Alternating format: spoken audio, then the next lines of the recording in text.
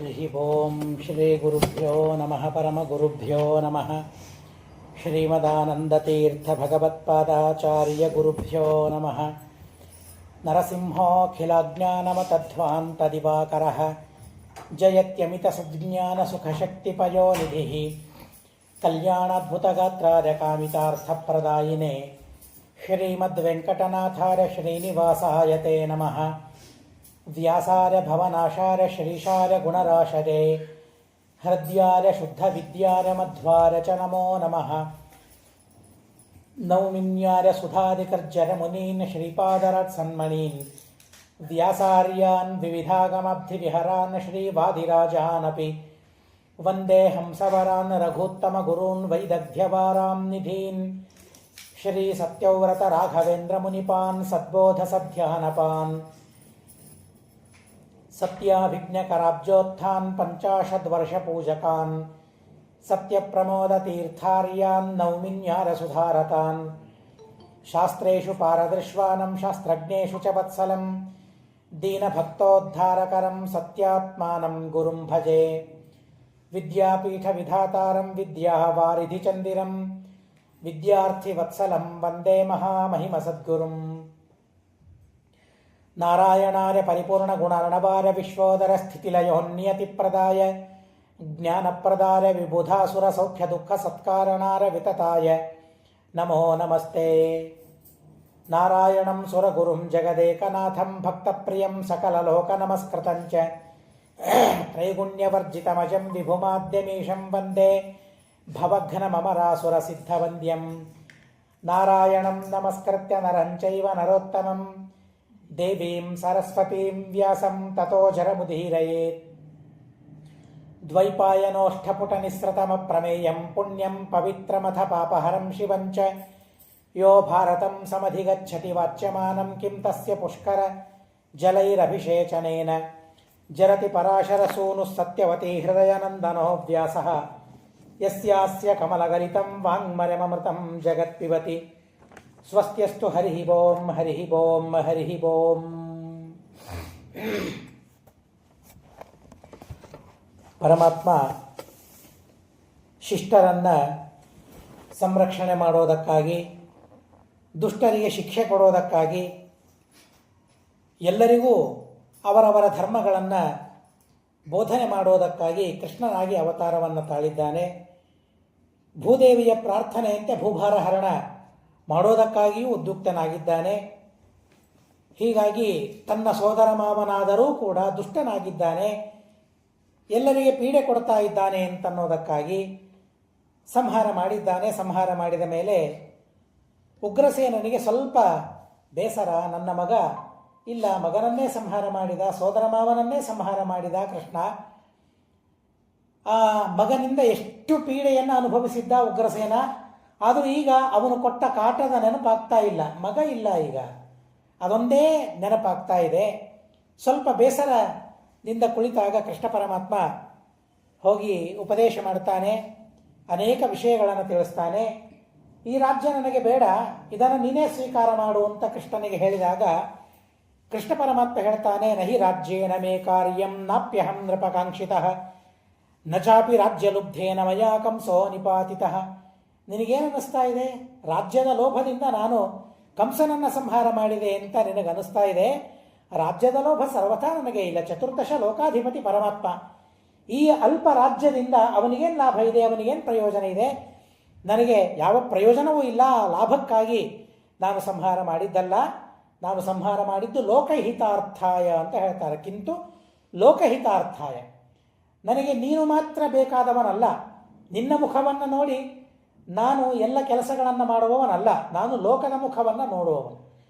ಎಲ್ಲ ಜನರಿಗೆ ಯಾವುದು ಹಿತವೋ, ಯಾವ ಕರ್ಮವನ್ನು ಮಾಡಿದರೆ ಲೋಕಹಿತವಾಗ್ತದೋ ಅದನ್ನು ನೋಡಿ ನಾನು ಕರ್ಮಗಳನ್ನು ಮಾಡುವವನು. ಭಗವಂತನ ಕಾರ್ಯಗಳು ಹೀಗಿರ್ತದೆ. ನನಗೆ ಉಪಯೋಗವಾಗಲಿಲ್ಲ ಅಂತ ನನಗನ್ನಿಸ್ತದೆ, ದೇವರೆಲ್ಲ ಮಾಡಿದ ನನಗೂ ಉಪಯೋಗಕ್ಕೆ ಬೀಳಲಿಲ್ಲ ಅಂತ ಅನ್ನಿಸ್ತದೆ. ಆದರೆ ನನಗಾಗಿ, ನನ್ನೊಬ್ಬನಿಗಾಗಿ ಅಲ್ಲ, ಲೋಕಹಿತಕ್ಕಾಗಿ ಭಗವಂತ ಕರ್ಮಗಳನ್ನು ಮಾಡ್ತಾನೆ. ಕೀರ್ತ್ಯರ್ಥಂಚ ಸುತಸ್ತವ ವ್ಯಂಗಭೂತ ಕುಲಸ್ಯಾಸ್ಯ ಸಾನುಜೋ ವಿನಿಪಾತಿತಃ. ಹೀಗಾಗಿ ಅವನು ಮಾಡಬಾರದ ಕೆಲಸವನ್ನು ಮಾಡ್ತಾ ಇದ್ದ ಅಂತನ್ನೋದಕ್ಕಾಗಿ ಸಂಹಾರವನ್ನು ಮಾಡಿದ್ದೇನೆ. ನನಗೇನು ಕೆಲಸ ಇದೆ? ನನಗೆ ಈ ರಾಜ್ಯದಿಂದ ಏನೂ ಕೆಲಸ ಇಲ್ಲ. ನನ್ನ ಮನೆ ಎಲ್ಲೇ ಗೊತ್ತಾ? ನನಗೆ ಮನೆಯೂ ಇಲ್ಲ. ಆಕಳುಗಳ ಮಧ್ಯದಲ್ಲಿಯೇ ನಾನಿರುವವನು, ಅದೇ ನನ್ನ ಮನೆ. ಹೊರತಾಗಿ ಅದರ ಬಿಟ್ಟರೆ ಬೇರೆ ಮನೆ ಇಲ್ಲ ನನಗೆ ಅಂತ ಹೇಳ್ತಾನೆ. ಅಹಂಸ ಏವ ಗೋಮಧ್ಯೆ ಗೋಪೈಸ್ಸಹ ವನೇಚರಃ. ಕಾಡಿನಲ್ಲೇನೇ ತಿರುಗಾಡ್ತಾ ಆ ಗೋಪಾಲಕರ ಜೊತೆಗೆ, ಹಸುಗಳ ಜೊತೆಗೆ ನಾನು ಇರ್ತೇನೆ. ಅದೇ ನನಗೆ ಬೇಕು, ಹೊರತು ಬೇರೆ ಏನೂ ನನಗೆ ಬೇಕಾಗಿಲ್ಲ. ಪ್ರೀತಿಮಾನ್ ವಿಚಾರಿಷ್ಯ. ಏನೋ ನೀನೇನು ತಿಳ್ಕೊಳ್ತೀಯೋ ಏನೋ ಅಂತ ಅನ್ನೋದಕ್ಕಾಗಲ್ಲ.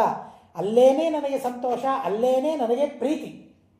ಹೀಗಾಗಿ ಆ ಗೋಪಾಲಕರು ಮತ್ತು ಹಸುಗಳು, ಆ ಕಾಡು ಸಾಕು ನನಗೆ. ಈ ನಾಡು ಬೇಕಾಗಿಲ್ಲ, ಈ ರಾಜ್ಯವೂ ನನಗೆ ಬೇಕಾಗಿಲ್ಲ ಅಂತ ಹೇಳ್ತಾನೆ. ಆನೆಗೆ ಮನೆ ಬೇಕಾ ಇರೋದಕ್ಕಾಗಿ? ಆನೆಗೆ ಹೇಗೆ ಮನೆ ಬೇಕಾಗಿಲ್ಲ, ಹಾಗೆ ನನಗೂ ಮನೆ ಬೇಕಾಗಿಲ್ಲ. ಯಾವ ಮನೆಯೂ ಬೇಕಾಗಿಲ್ಲ, ಯಾವ ರಾಜ್ಯವೂ ಬೇಕಾಗಿಲ್ಲ. ನನ್ನ ಹಸುಗಳು ನನ್ನ ಜೊತೆಗೆ ಇದ್ದರೆ ಸಾಕು ಅಂತ ಹೇಳ್ತಾನೆ. ಪಶ್ಚಿಮಂ ಕಂಸ ಸಂಸ್ಕಾರಂ ಚಕ್ರುಸ್ತೆ ಯದುಪುಂಗವಾಹ. ಕಂಸನಿಗೆ ಸಂಸ್ಕಾರವನ್ನು ಮಾಡಿಸ್ತಾರೆ. ಆ ಕಂಸನಿಗೆ ಅಂತ್ಯೇಷ್ಟಿ ಕರ್ಮವನ್ನು ಮಾಡುವಾಗ ಕೃಷ್ಣ ಪರಮಾತ್ಮ ಅನೇಕ ವಿಧವಾಗಿ ದಾನಗಳನ್ನು ಮಾಡ್ತಾನೆ. ಭೃಗು ಋಷಿ ಅಲ್ಲಿ ಇದ್ದಾನೆ, ಸಾತ್ವಿಕ ಜೀವ ಇದ್ದಾನೆ. ಆ ಸಾತ್ವಿಕ ಜೀವನಿಗೆ ಉದ್ಧಾರವಾಗಬೇಕು ಅಂತನ್ನೋ ಕಾರಣಕ್ಕಾಗಿ ಹಿರಣ್ಯಸ್ಯ ಸುವರ್ಣಸ್ಯ 10 ಕೋಟಿ ತಥಾ ಹರಿಹಿ. 10 ಕೋಟಿ ಸುವರ್ಣ ನಾಣ್ಯಗಳನ್ನು ಪರಮಾತ್ಮ ದಾನ ಮಾಡಿದ್ದಾನಂತೆ. ಹಸುಗಳು, ರತ್ನಗಳು, ವಸ್ತ್ರಗಳು, ಗ್ರಾಮಗಳು, ನಗರಗಳನ್ನು ದಾನ ಮಾಡಿದ್ದಾನಂತೆ ಬ್ರಾಹ್ಮಣರಿಗೆ ಕೃಷ್ಣ ಪರಮಾತ್ಮ. ಏನು ಸಂಬಂಧ ಇದೆ? ನನಗೇನು ಬೇಕು? ನನಗೇನೂ ಬೇಕಾಗಿಲ್ಲ. ನೋಡ್ರಿ, ಸೋದರ ಮಾವ ತಂದೆಗೆ ಸಮಾನ ಅನ್ನೋದಕ್ಕಾಗಿ ಇರುವಾಗ ಹೀಗೆ ಮಾಡಿದ್ನಲ್ಲ, ಹೋದ ಮೇಲೆ ಶ್ರಾದ್ದ ಮಾಡ್ತಾನೆ. ಲೋಕಹಿತಕ್ಕಾಗಿ ಮಾಡಿದ ಕರ್ಮ ಈಗ ಅವನ ಹಿತಕ್ಕಾಗಿ ನಾನು ಮಾಡ್ತೇನೆ. ಲೋಕಹಿತ ನನಗೆ ಮಾಡಬೇಕು ಅಂದರೆ ಕಂಸ ಇರಬಾರದು, ಕಂಸನನ್ನು ಸಂಹಾರ ಮಾಡಬೇಕು. ಆದರೆ ಕಂಸನ ಒಳಗಿರುವ ಸಾತ್ವಿಕ ಜೀವ ಭೃಗು ಏನಿದ್ದಾನಲ್ಲ, ಅವನಿಗೆ ಒಳ್ಳೆಯದಾಗಬೇಕಾದ್ರೆ ಅವನ ಉದ್ದೇಶದಿಂದ ದಾನ ಮಾಡಬೇಕು. ಅದನ್ನೂ ನಾನು ಮಾಡ್ತೇನೆ. ಲೋಕಹಿತವನ್ನೂ ನಾನು ಮಾಡಬೇಕು, ಜನಹಿತವನ್ನೂ ನಾನು ಮಾಡಬೇಕು, ಒಬ್ಬ ವ್ಯಕ್ತಿಗೆ ಹಿತವನ್ನೂ ನಾನು ಮಾಡಬೇಕು. ಹೀಗಾಗಿ ಈ ಉದ್ದೇಶದಿಂದ ಮಾಡ್ತಾನೆ. ಬ್ರಾಹ್ಮಣರು ಬಂದಿರ್ತಾರೆ, ಆ ಬ್ರಾಹ್ಮಣರ ಬಾಯಿಂದ ಹೇಳಿಸ್ತಾನಂತೆ, ಅಕ್ಷರವಾಗಲಿ ಅಂತ ನೀವು ಹೇಳಿ. ಬ್ರಾಹ್ಮಣರು ಹೇಳಬೇಕಂತೆ, ಯಾವುದೇ ಕರ್ಮವನ್ನು ನಾವು ಮಾಡಿಸಿದ ಮೇಲೆ ಅಕ್ಷರವಾಗಲಿ ಅಂತ ಹೇಳಿ ಆ ಬ್ರಾಹ್ಮಣರು ಬಾಯಿಂದ ಹೇಳಬೇಕಂತ. ಆಶೀರ್ವಾದವನ್ನು ನಾವು ಪಡಿತೇವೆ.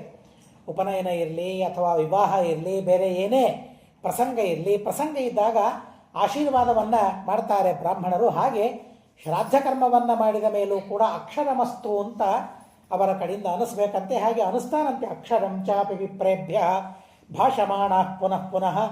ಆ ಸಂದರ್ಭದಲ್ಲಿ ಅವರಿಗೆ ಜಲೋದಕವನ್ನು ಕೊಟ್ಟು ಆ ಕಂಸನನ್ನು ಉದ್ಧಾರ ಮಾಡಿದ್ದಾರೆ. ಅದಾನಂತರ ಮಥುರಾಪುರಕ್ಕೆ ಪ್ರವೇಶ ಮಾಡಿದರು. ಮಥುರಾ ನಗರದಲ್ಲಿ ಉಗ್ರಸೇನನನ್ನು ಪಟ್ಟಗಟ್ತಾರೆ. ಕೃಷ್ಣ ಪರಮಾತ್ಮನ ಉಪನಯನವನ್ನು ಮಾಡ್ತಾರೆ. ಸಂಕ್ಷಿಪ್ತವಾಗಿ ನಿನ್ನೆ ನಾವು ಅದನ್ನು ಶ್ರವಣ ಮಾಡಿದ್ದೇವೆ.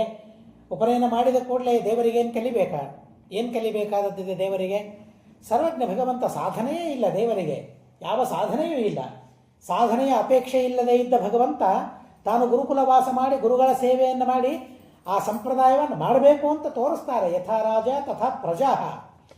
ಇವತ್ತು ನಮಗೆ ಗುರುಗಳು ಬೇಡ, ಗುರುಕುಲ ಬೇಡ, ಯಾವುದೂ ಬೇಡ ಅಂತ ನಾವಿದ್ದೇವೆ. ನನ್ನಷ್ಟಕ್ಕೆ ನಾನು ಓದಿಕೊಳ್ತೇನೆ ಅಂತ. ಅದರಲ್ಲಿ ಈ ಕಾಲದಲ್ಲಿ ಅಂತೂ ತುಂಬ ಅನುಕೂಲವಾಗಿ ಹೋಗಿಬಿಟ್ಟಿದೆ. ಎಲ್ಲ ಪಾಠಗಳು ನಮಗೆ ಆನ್ಲೈನಲ್ಲಿ ಸಿಗುತ್ತದೆ, ಎಲ್ಲವೂ AI ಸಿಕ್ಕಿಬಿಡ್ತದೆ. ಪ್ರಶ್ನೆ ಹಾಕಿದರೆ ಸಾಕು, ಅದಕ್ಕೆ ನಮಗೆ ಉತ್ತರ ಸಿಕ್ಕಿಬಿಡ್ತದೆ ಅಂತ ಅನ್ನಿಸ್ತದೆ. ಆದರೆ ಆ ಉತ್ತರ ಸರಿಯಾ ತಪ್ಪ ನನಗೆ ಗೊತ್ತೇ ಇಲ್ಲ, ಸರ್ವಥಾ ಗೊತ್ತಿಲ್ಲ ನಮಗೆ. ಪ್ರಶ್ನೆ ಮಾಡೋದು ಯಾಕೆ ಅಂತ ಅಂದರೆ, ಎಲ್ಲ ಪ್ರಶ್ನೆಗಳು ಎಲ್ಲ ಸಂವಾದ ರೂಪವಾಗಿಯೇ ಪುರಾಣಗಳು ನಾವು ಕೇಳ್ತೇವೆ. ಧರ್ಮರಾಜ ಪ್ರಶ್ನೆ ಮಾಡ್ತೇನೆ, ಗೊತ್ತಿರೋದಿಲ್ವಾ ಧರ್ಮರಾಜನಿಗೆ? ಪರೀಕ್ಷಿತ ಪ್ರಶ್ನೆ ಮಾಡ್ತಾನೆ, ಭಾಗವತ ಗೊತ್ತಿಲ್ವಾ ಪರೀಕ್ಷಿತನಿಗೆ? ಭಾಗವತ ಹೇಳಿಸ್ಕೊಂಡಲ್ಲ, 7 ದಿವಸ ಕಥೆ ಕೇಳಬೇಕು ಅಂತ ಹೇಳಿಸ್ಕೊಂಡಲ್ಲ. ಬೇಡ, ತತ್ವಗಳ ವಿಷಯದಲ್ಲಿ ಬಿಟ್ಬಿಡಿ. ಕಥೆ ಗೊತ್ತಿದೆಯೋ ಇಲ್ಲೋ ಪರೀಕ್ಷಿತನಿಗೆ? ನಮಗೆ ಗೊತ್ತಿದೆ ಕೃಷ್ಣನ ಕಥೆ, ಪರೀಕ್ಷಿತನಿಗೆ ಗೊತ್ತಿಲ್ಲದೆ ಇರಲಿಕ್ಕೆ ಸಾಧ್ಯವಿದೆ ಇಲ್ಲ. ಆದರೂ ಕೃಷ್ಣನ ಕಥೆ ಕೇಳಬೇಕು ಅಂತಾನೆ. ಯಾಕೆ? ಗುರುಗಳ ಮುಖದಿಂದ ಕೇಳಬೇಕು ಅಂತ ಅನ್ನೋದಕ್ಕಾಗಿ. ಓದ್ಕೊಳ್ಳಿಕ್ಕೆ ನನಗೆ ಆಗ್ತಾ ಇರಬಹುದು, ಆದರೆ ಗುರುಗಳ ಮುಖದಿಂದ ಬಂದಾಗ ಅದು ಪವಿತ್ರವಾಗ್ತದೆ ಅನ್ನೋದಕ್ಕಾಗಿ ಗುರುಗಳು ಬೇಕೇ ಬೇಕು. ಗುರುಗಳಿಲ್ಲದೆ ನಾನು ಇರ್ತೇನೆ ಅಂತ ನಾನಂದರೆ ಸರ್ವಥಾ ಸಾಧ್ಯವಿಲ್ಲ. ಕೃಷ್ಣ ಪರಮಾತ್ಮನೇ ಕೊನೆಗೆ ಸುಧಾಮನಿಗೆ ಹೇಳ್ತಾನೆ, ನಾವಿಬ್ಬರು ಗುರುಕುಲ ವಾಸ ಮಾಡಿದಿವಲ್ಲ, ಯದೇವ ಹಿ ಸಚ್ಚಿಷ್ಯೈ ಕರ್ತವ್ಯಂ. ಸಚ್ಚಿಷ್ಯರೇನು ಮಾಡಬೇಕು ಅಂದರೆ ಗುರುಕುಲ ವಾಸವನ್ನು ಮಾಡಬೇಕು, ಗುರುಗಳ ಸೇವೆಯನ್ನು ಮಾಡಲೇಬೇಕು. ಗುರುಗಳ ಸೇವೆಯನ್ನು ಮಾಡದೇ ಇದ್ದರೆ ಸರ್ವಥಾ ತತ್ವಜ್ಞಾನ ಸಂಪನ್ನರಾಗೋದಿಲ್ಲ ಅಂತ ಅನ್ನೋದನ್ನು ಬಹಳ ಅದ್ಭುತವಾದ ರೀತಿಯಲ್ಲಿ ಕೃಷ್ಣ ಪರಮಾತ್ಮ ಅಲ್ಲಿ ತಿಳಿಸೋದಕ್ಕಾಗಿ ಹೇಳ್ತಾನೆ, ಶುಶ್ರೂಷು ನಿರಹಂಕಾರವು ಉಭೌ ರಾಮ ಜನಾರ್ದನವು. ಹೇಗೆ ಗುರುಕುಲವಾಸವನ್ನು ಹೇಗೆ ಮಾಡಿದರು? ರಾಮ ಮತ್ತು ಜನಾರ್ದನ, ಬಲರಾಮ ಮತ್ತು ಕೃಷ್ಣ ಪರಮಾತ್ಮ ಗುರುಕುಲವಾಸವನ್ನು ಹೇಗೆ ಮಾಡಿದರು? ಇವತ್ತು ಅನೇಕ ಜನರಿದ್ದಾರೆ, ನಮಗೆ ಗುರುಗಳು ಬೇಡ, ನಮ್ಮಷ್ಟಕ್ಕೆ ನಾವು ಓದಿಕೊಳ್ತೇವೆ ಅನ್ನೋರು ಅನೇಕ ಜನ ನಾವೆಲ್ಲರೂ ಹಾಗೇ ಇದ್ದೇವೆ. ಸಾಕಪ್ಪ, ಒಂದು 12 ವರ್ಷ ಇದ್ದರೆ ಸಾಕು, ಅದಕ್ಕಿಂತ ಹೆಚ್ಚು ಬೇಕಾಗಿಲ್ಲ ಅಂತ ನಾವು ಅಂದ್ಕೊಳ್ತೇವೆ. ಸುಧಾಮಂಗಳ ಆದರೆ ಸಾಕು, ಬಹಳ ಬೇಡ ಅಂತ ನಾವು ಅಂದ್ಕೊಳ್ತೇವಲ್ಲ. ಮತ್ತೆ ಗುರುಕುಲದಲ್ಲಿ ಇರಬೇಕಾದ್ರೆ ಹೇಗಿರಬೇಕು ಅಂದರೆ ನಿರಂತರ ಸೇವೆ ಮಾಡ್ತಾ ಇರಬೇಕು ಅಂತ ಹೇಳ್ತಾರೆ. ಮಹಾಭಾರತದಲ್ಲಿ ನೀವು ಕೇಳಿದ್ದೀರಿ ಯಾವ ರೀತಿಯಾಗಿ ಸೇವೆ ಮಾಡ್ತಾ ಇದ್ರು. ಮೊದಲಿಗೇನೆ ಗುರುಗಳ ಸೇವೆಯಿಂದಲೇ ಮಹಾಭಾರತ ಪ್ರಾರಂಭವಾಗ್ತದೆ. ಮಹಾಭಾರತ ಬೇರೆ ಯಾವ ಕಥೆಯಿಂದಲೂ ಶುರುವಾಗೋದಿಲ್ಲ.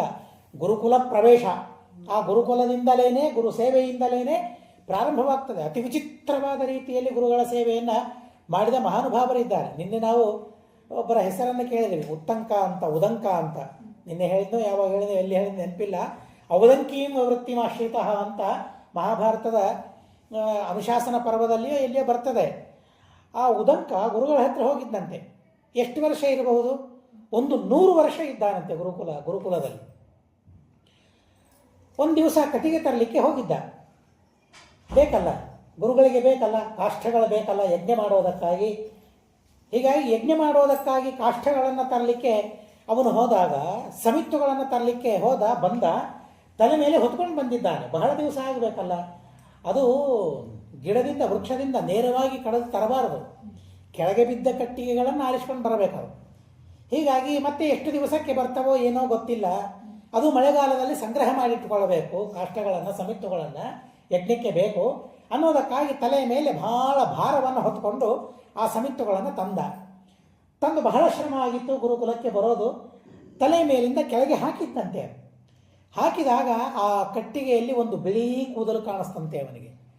ಕಾಣಿಸಿದ ಕೂಡಲೇ ನನಗೆ ವಯಸ್ಸಾಗಿ ಹೋಯ್ತಾ ಅಂತ ಆವಾಗ ಅನಿಸ್ತಂತೆ. ಅಲ್ಲಿ ತನಕ ತನಗೇನು ವಯಸ್ಸು ಅಂತಲೇ ಪರಿಚಯ ಆಗಲಿಲ್ವಂತೆ ಅವನಿಗೆ. ನೋಡ್ತಾನೆ, ತನಗೇನೂ ಶಕ್ತಿನೇ ಇಲ್ಲ.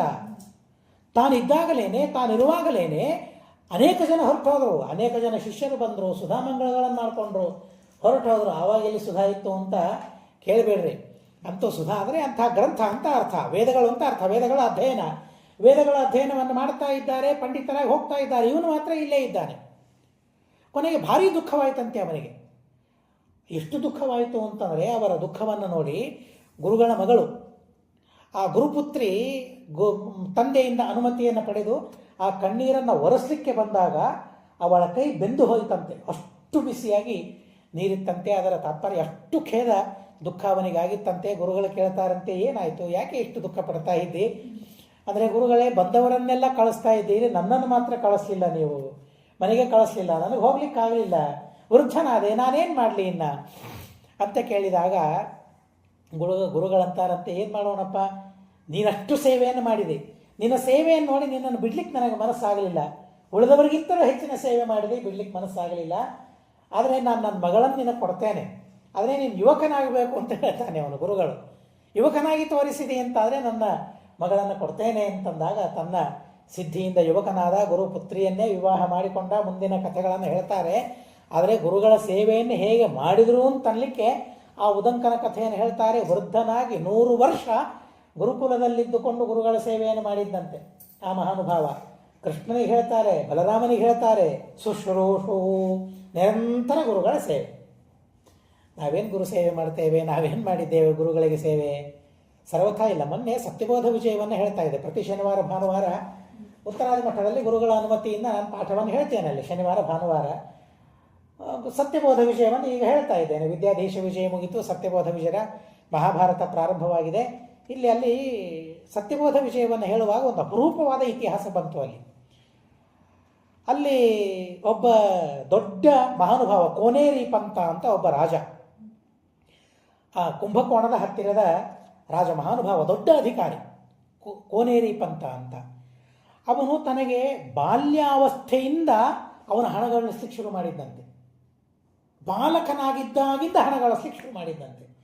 ಸಾಮಾನ್ಯವಾಗಿ ಬಾಲಕರಿದ್ದಾಗ ಬಳಗದವರು ಬರ್ತಾರೆ, ಕೈಯಲ್ಲಿ ಹಣ ಕೊಡ್ತಾರೆ, ಅಲ್ಲಿಂದ ಆ ಹಣವನ್ನು ಕೂಡಿಡ್ಲಿಕ್ಕೆ ಶುರು ಮಾಡಿದ್ದಂತೆ. ಶುರು ಮಾಡಿ ಭಾರೀ ಹಣವನ್ನು ಸಂಪಾದನೆ ಮಾಡಿದ್ದಂತೆ. ಅದು ಯಾಕೆ ಅಂತಂದರೆ, ತನ್ನ ತಲೆಯಲ್ಲಿ ಸತ್ಯಬೋಧರು ಆಗಿನ ಕಾಲದಲ್ಲಿದ್ದರು.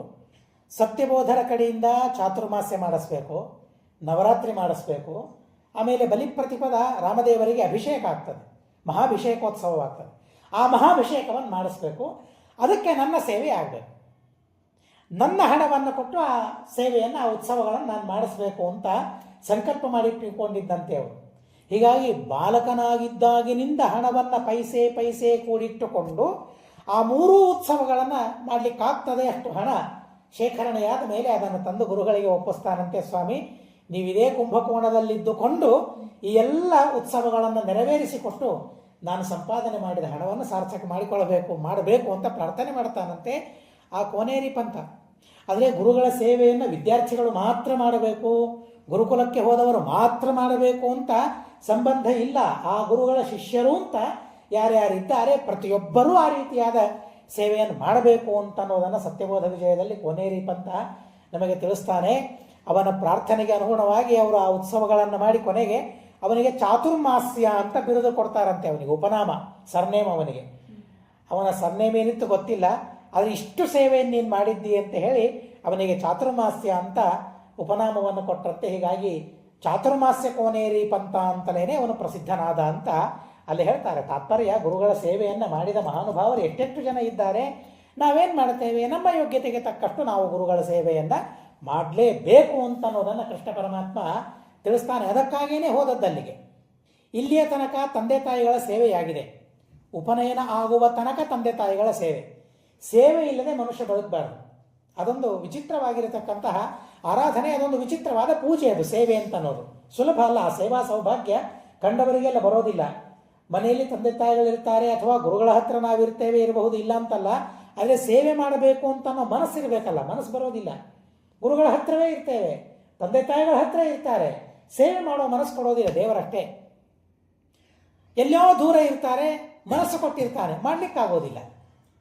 ನಾವು ಹೇಳ್ತೀವಲ್ಲ, ಹಲ್ಲಿದ್ರೆ ಕಡ್ಲಿ ಇಲ್ಲ, ಕಡ್ಲಿ ಇದ್ರೆ ಹಲ್ಲಿಲ್ಲ ಅಂತ. ಹಾಗೆ ಪರಿಸ್ಥಿತಿ ಆಗಿಬಿಡ್ತದೆ. ಆದರೆ ಕೃಷ್ಣ ಪರಮಾತ್ಮ ಹಾಗಾಗಲಿಲ್ಲ. ಯಾವ ವಯಸ್ಸಿನಲ್ಲಿ ಏನು ಮಾಡಬೇಕು ಅದನ್ನು ಮಾಡಬೇಕು. ನಾವು ಬರೀ ಮದುವೆ ಅಂತ ಅದಕ್ಕೆ ಇಟ್ಕೊಂಡ್ಬಿಟ್ಟಿದ್ದೇವೆ. ಆದರೆ ಬರೀ ಅಷ್ಟೇ ಅಲ್ಲ, ಬಾಲಕನಾಗಿದ್ದಾಗ ಮನೆಯಲ್ಲಿರುವ ತನಕ ತಂದೆ ತಾಯಿಗಳ ಸೇವೆಯನ್ನು ಮಾಡಬೇಕು. ಉಪನಯನ ಆಯಿತು ಅಂತಂದರೆ ಗುರುಗಳ ಸೇವೆ. ಹೀಗಾಗಿ ಮೊದಲಿಗೆ ಹೇಳ್ತಾರೆ ಶುಶ್ರೂಷು.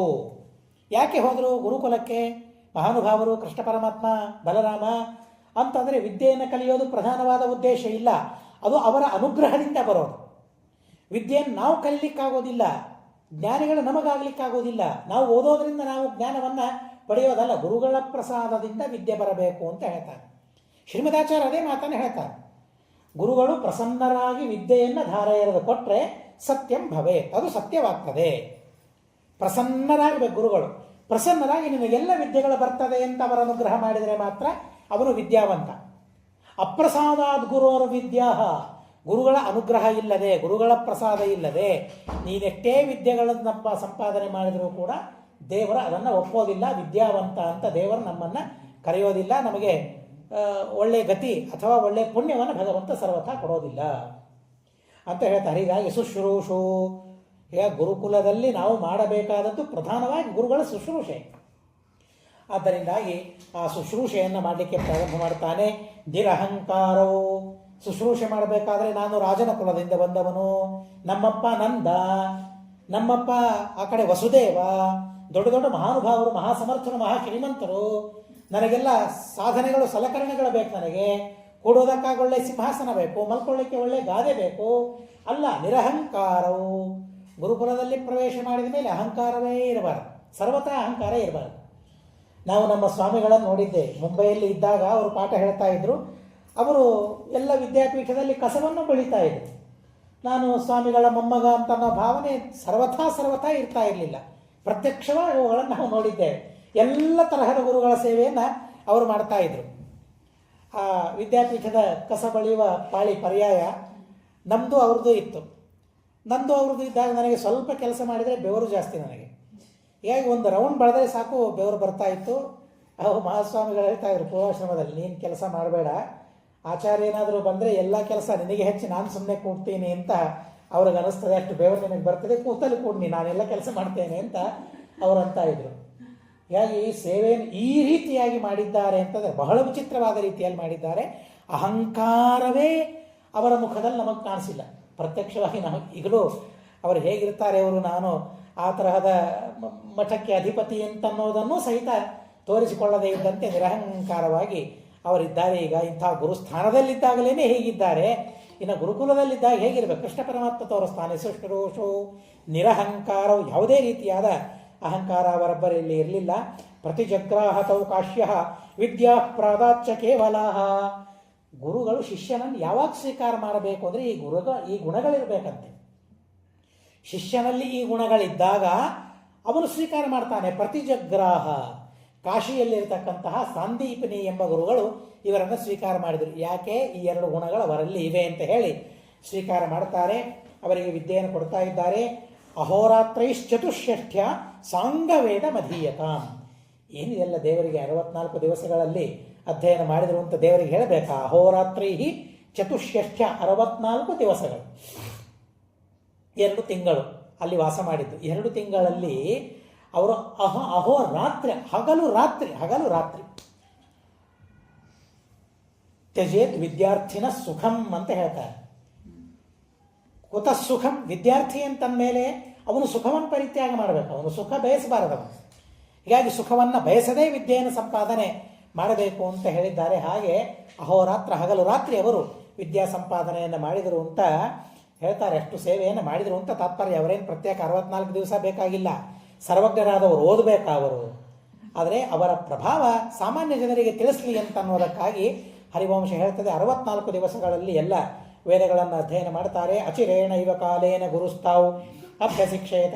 ಅತಿ ದೀರ್ಘ ಸ್ವಲ್ಪವಾದ ಕಾಲದಲ್ಲಿಯೇ ಅವರೆಲ್ಲವನ್ನು ಕಲಿತಾರೆ. ಮತ್ತು ಗುರುದಕ್ಷಿಣೆ ಏನು ಬೇಕು ಅಂತ ಕೇಳಿದಾಗ ಪ್ರಭಾಸ ಕ್ಷೇತ್ರಕ್ಕೆ ನಾವು ಹೋಗಿದ್ವಿ. ಹೋದಾಗ ಸಮುದ್ರದಲ್ಲಿ ಒಂದು ತಿಮಿ ಅಂತ ಅನ್ನೋದು ಒಂದು ಪ್ರಾಣಿ, ಮೀನು, ಅದು ತಿಮಿ ಅಂತ. ಎಲ್ಲ ಮೀನುಗಳನ್ನು ನುಂಗುವ ಪ್ರಾಣಿ ತಿಮಿ. ಆ ತಿಮಿಯನ್ನು ನುಂಗುವ ಒಂದು ಪ್ರಾಣಿ ಇರ್ತದೆ, ಅದನ್ನು ತಿಮಿಂಗಿಲ ಅಂತ ಕರೀತಾರೆ.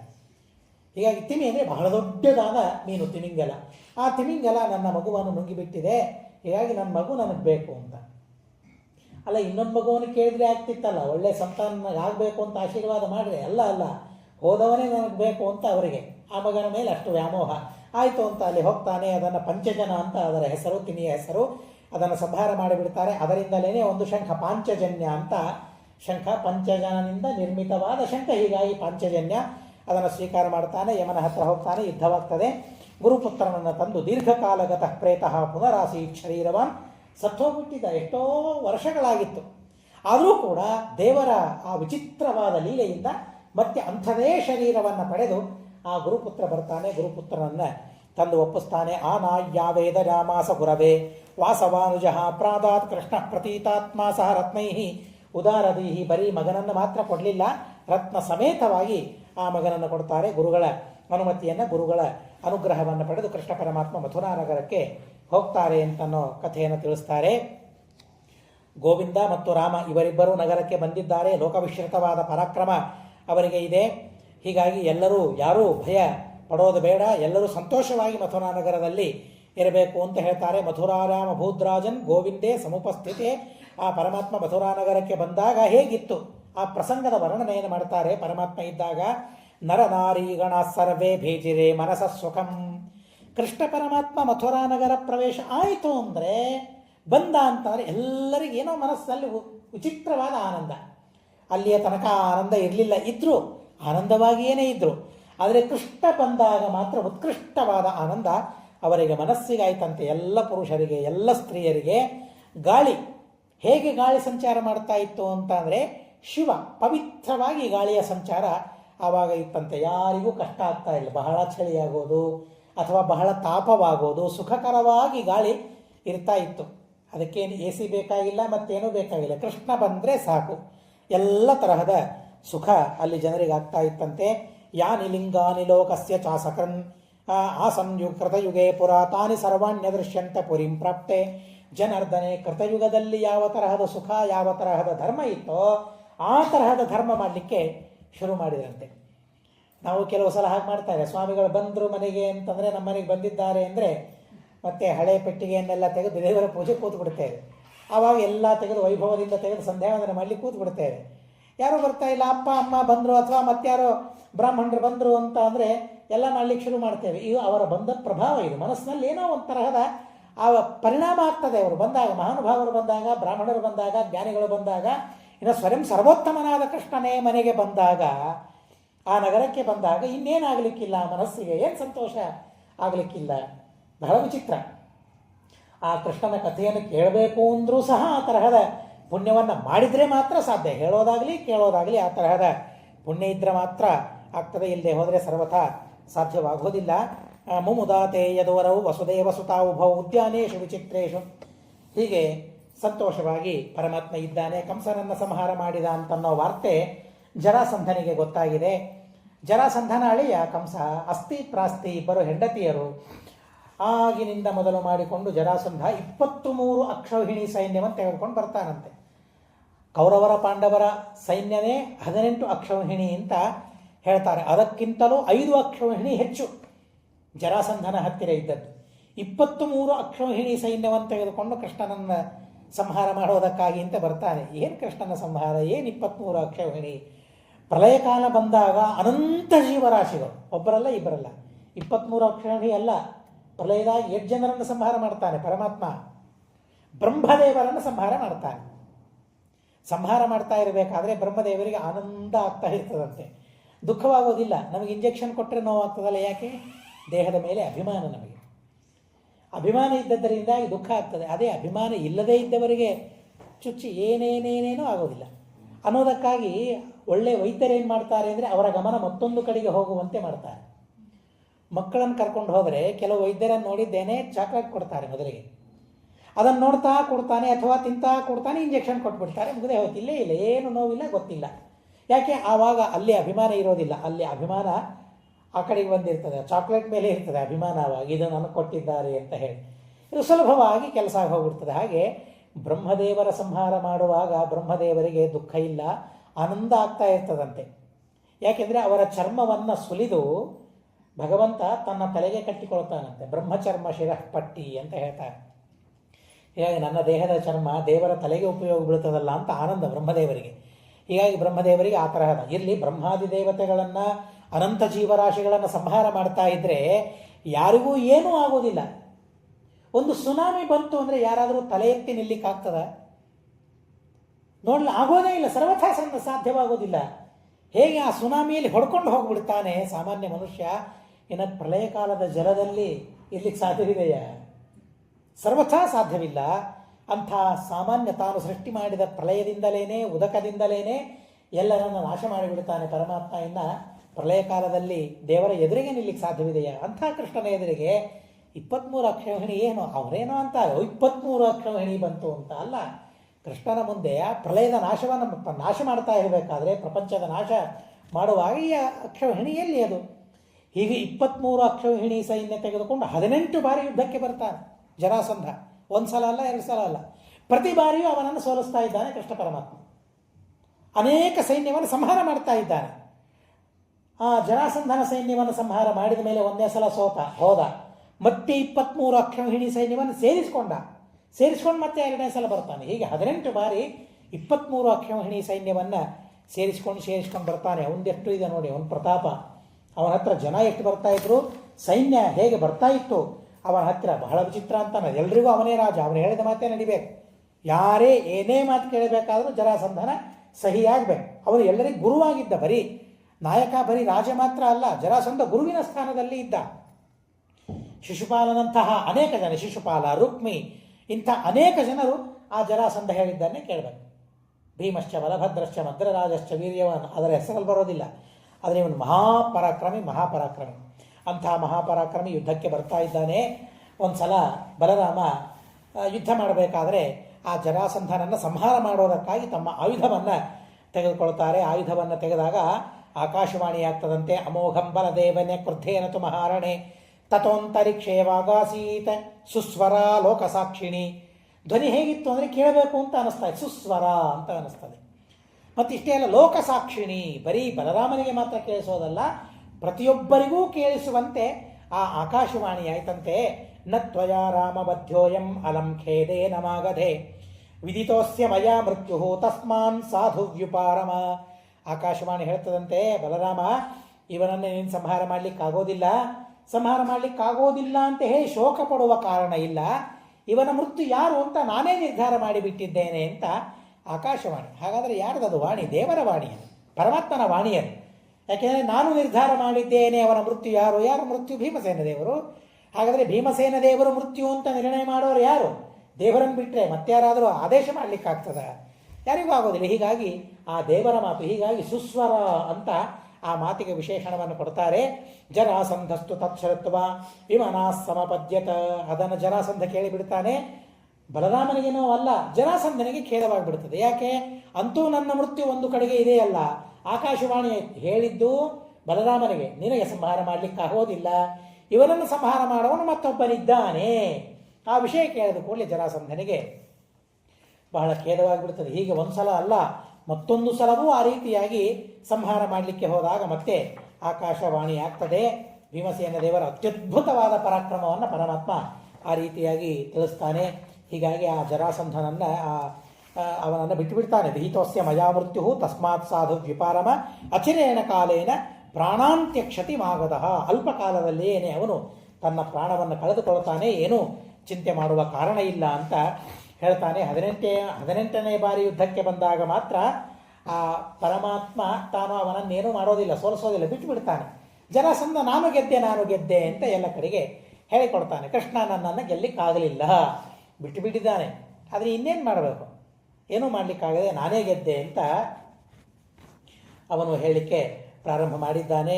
ಅದಾದ ಮೇಲೆ ಪರಮಾತ್ಮ ರುಕ್ಮಿಣೀ ದೇವಿಯನ್ನು ವಿವಾಹ ಮಾಡಿಕೊಳ್ಳುವ ಅತ್ಯದ್ಭುತವಾಗಿರತಕ್ಕಂತಹ ಪ್ರಸಂಗವನ್ನು ತಿಳಿಸ್ತಾರೆ. ರುಕ್ಮಿಣಿ ಸ್ವಯಂವರಕ್ಕಾಗಿ ಸ್ವಯಂ ಕೃಷ್ಣ ಪರಮಾತ್ಮ ಕುಂಡಿನಪುರಕ್ಕೆ ಹೋಗ್ತಾನೆ. ಅದಕ್ಕಿಂತಲೂ ಮೊದಲಿಗೆ ಜರಾಸಂಧ ಮತ್ತು ರುಕ್ಮಿ ಇವರೆಲ್ಲರೂ ಸೇರಿ ರುಕ್ಮಿಣಿಯನ್ನು ಶಿಶುಪಾಲನಿಗೆ ಕೊಡಬೇಕು ಅಂತ ಸಂಕಲ್ಪವನ್ನು ಮಾಡಿಕೊಂಡಿರ್ತಾರೆ. ಭೀಷ್ಮಕ ಒಳ್ಳೆ ವ್ಯಕ್ತಿ, ಸಾತ್ವಿಕ. ಆದರೆ ಇವರೆಲ್ಲರ ಪ್ರಭಾವ, ಮಕ್ಕಳ ಮೇಲೆ ವ್ಯಾಮೋಹ. ಮಗ ಹೇಳಿದ್ದಾನೆ ಅಂತನ್ನೋದಕ್ಕಾಗಿ ರುಕ್ಮಿಣಿಯನ್ನು ಜರಾಸಂಧನಿಗೆ ಕೊಡುವ ಸಂಕಲ್ಪವನ್ನು ಮಾಡಿಕೊಳ್ತಾನೆ. ಆ ಸಂದರ್ಭದಲ್ಲಿ ಕೃಷ್ಣ ಪರಮಾತ್ಮ ಬರ್ತಾನೆ. ಭೀಷ್ಮಕರಾಜನ ಹತ್ತಿರ ಬಂದು ಕುಂಡಿನ ನಗರಕ್ಕೆ ಬಂದು ತನ್ನ ವಿಶ್ವರೂಪವನ್ನು ತೋರಿಸ್ತಾನೆ ಪರಮಾತ್ಮ ಭೀಷ್ಮನಿಗೆ. ನಾನು ಯಾರು, ರುಕ್ಮಿಣಿ ಯಾರು ಅಂತ ತೋರಿಸ್ತಾನೆ. ರುಕ್ಮಿಣಿ ಸಾಮಾನ್ಯ ಅಲ್ಲ, ಪ್ರಾಕೃತಳಲ್ಲ, ಅಪ್ರಾಕೃತ ಶರೀರಾಸ, ಅಪ್ರಾಕೃತವಾದ ದೇಹ ಇದ್ದವಳವಳು. ನಾನು ಅವಳು ಅನಾದಿ ಕಾಲದ ದಂಪತಿಗಳು, ನಾವಿಬ್ಬರು ಲಕ್ಷ್ಮೀನಾರಾಯಣರು. ನಿನಗೆ ವಿಶ್ವಾಸ ಬರ್ತಾ ಇಲ್ವಾ ಅಂತ ಹೇಳಿ ತಮ್ಮ ರೂಪವನ್ನು ತೋರಿಸ್ತಾನೆ ಕೃಷ್ಣ ಪರಮಾತ್ಮ ವಿಶ್ವರೂಪದಲ್ಲಿ. ಕೃಷ್ಣ ರುಕ್ಮಿಣಿಯರು ಸೇರಿ ಇರುವ ಆ ದಂಪತಿಗಳನ್ನು ತೋರಿಸ್ತಾನೆ ಭೀಷ್ಮಕನಿಗೆ. ಅಷ್ಟೆಲ್ಲ ತೋರಿಸಿದ ಮೇಲೆ ಅಯ್ಯೋ ತಪ್ಪು ಮಾಡಿದೆ, ನನ್ನ ಮಗನ ವ್ಯಾಮೋಹಕ್ಕೆ ಬಿದ್ದು ಇಂಥ ಅಪರಾಧ ಘಟಿಸಿ ಹೋಯಿತು, ಇನ್ಮೇಲೆ ಈ ತಪ್ಪು ಮಾಡೋದಿಲ್ಲ ಅಂತಂದಾಗ ಕೈಯಲ್ಲಿ ಕೈ ಹಾಕಿಸ್ಕೊಳ್ತಾನೆ ಕೃಷ್ಣ. ಭಾಷೆ ತೆಗೆದುಕೊಳ್ತಾನೆ. ಶಿಶುಪಾಲನಿಗೆ ಕೊಡೋದಿಲ್ಲ, ನನಗೆ ಧಾರೆ ಎರೆದು ಕೊಡ್ತೇನೆ, ಸಂಕಲ್ಪ ಮಾಡು, ಕೈಯಲ್ಲಿ ಕೈ ಹಾಕಿ ಹೇಳು ಅಂತ ಭಾಷೆ ತೆಗೆದುಕೊಳ್ತಾನೆ. ಆದರೂ ಸಹ ಮತ್ತೆ ಮಗನ ವ್ಯಾಮೋಹಕ್ಕೆ ಒಳಗಾಗಿ ಆ ಶಿಶುಪಾಲನಿಗೆ ಕೊಡಬೇಕು ಅಂತ ಬಹಳ ವಿಚಿತ್ರವಾದ ಸಂಕಲ್ಪ. ಇವೆಲ್ಲ ಪ್ರಾರಬ್ಧ ಸಂಕಲ್ಪವನ್ನು ಮಾಡಿಕೊಂಡಿರ್ತಾನೆ. ಭಾಗವತದಲ್ಲಿ ಬಹಳ ಸುಂದರವಾಗಿ ಆ ಪ್ರಸಂಗ ಬರ್ತದೆ. ರುಕ್ಮಿಣಿ ದೇವಿ ಬ್ರಾಹ್ಮಣನನ್ನು ಕರೀತಾರೆ. ಒಂದು ಪತ್ರವನ್ನು ಬರೆದು ಕಳಿಸ್ತಾಳಂತೆ. ಕೃಷ್ಣನಿಗೆ ಪತ್ರವನ್ನು ಬರೆದು ಕಳಿಸ್ತಾಳೆ.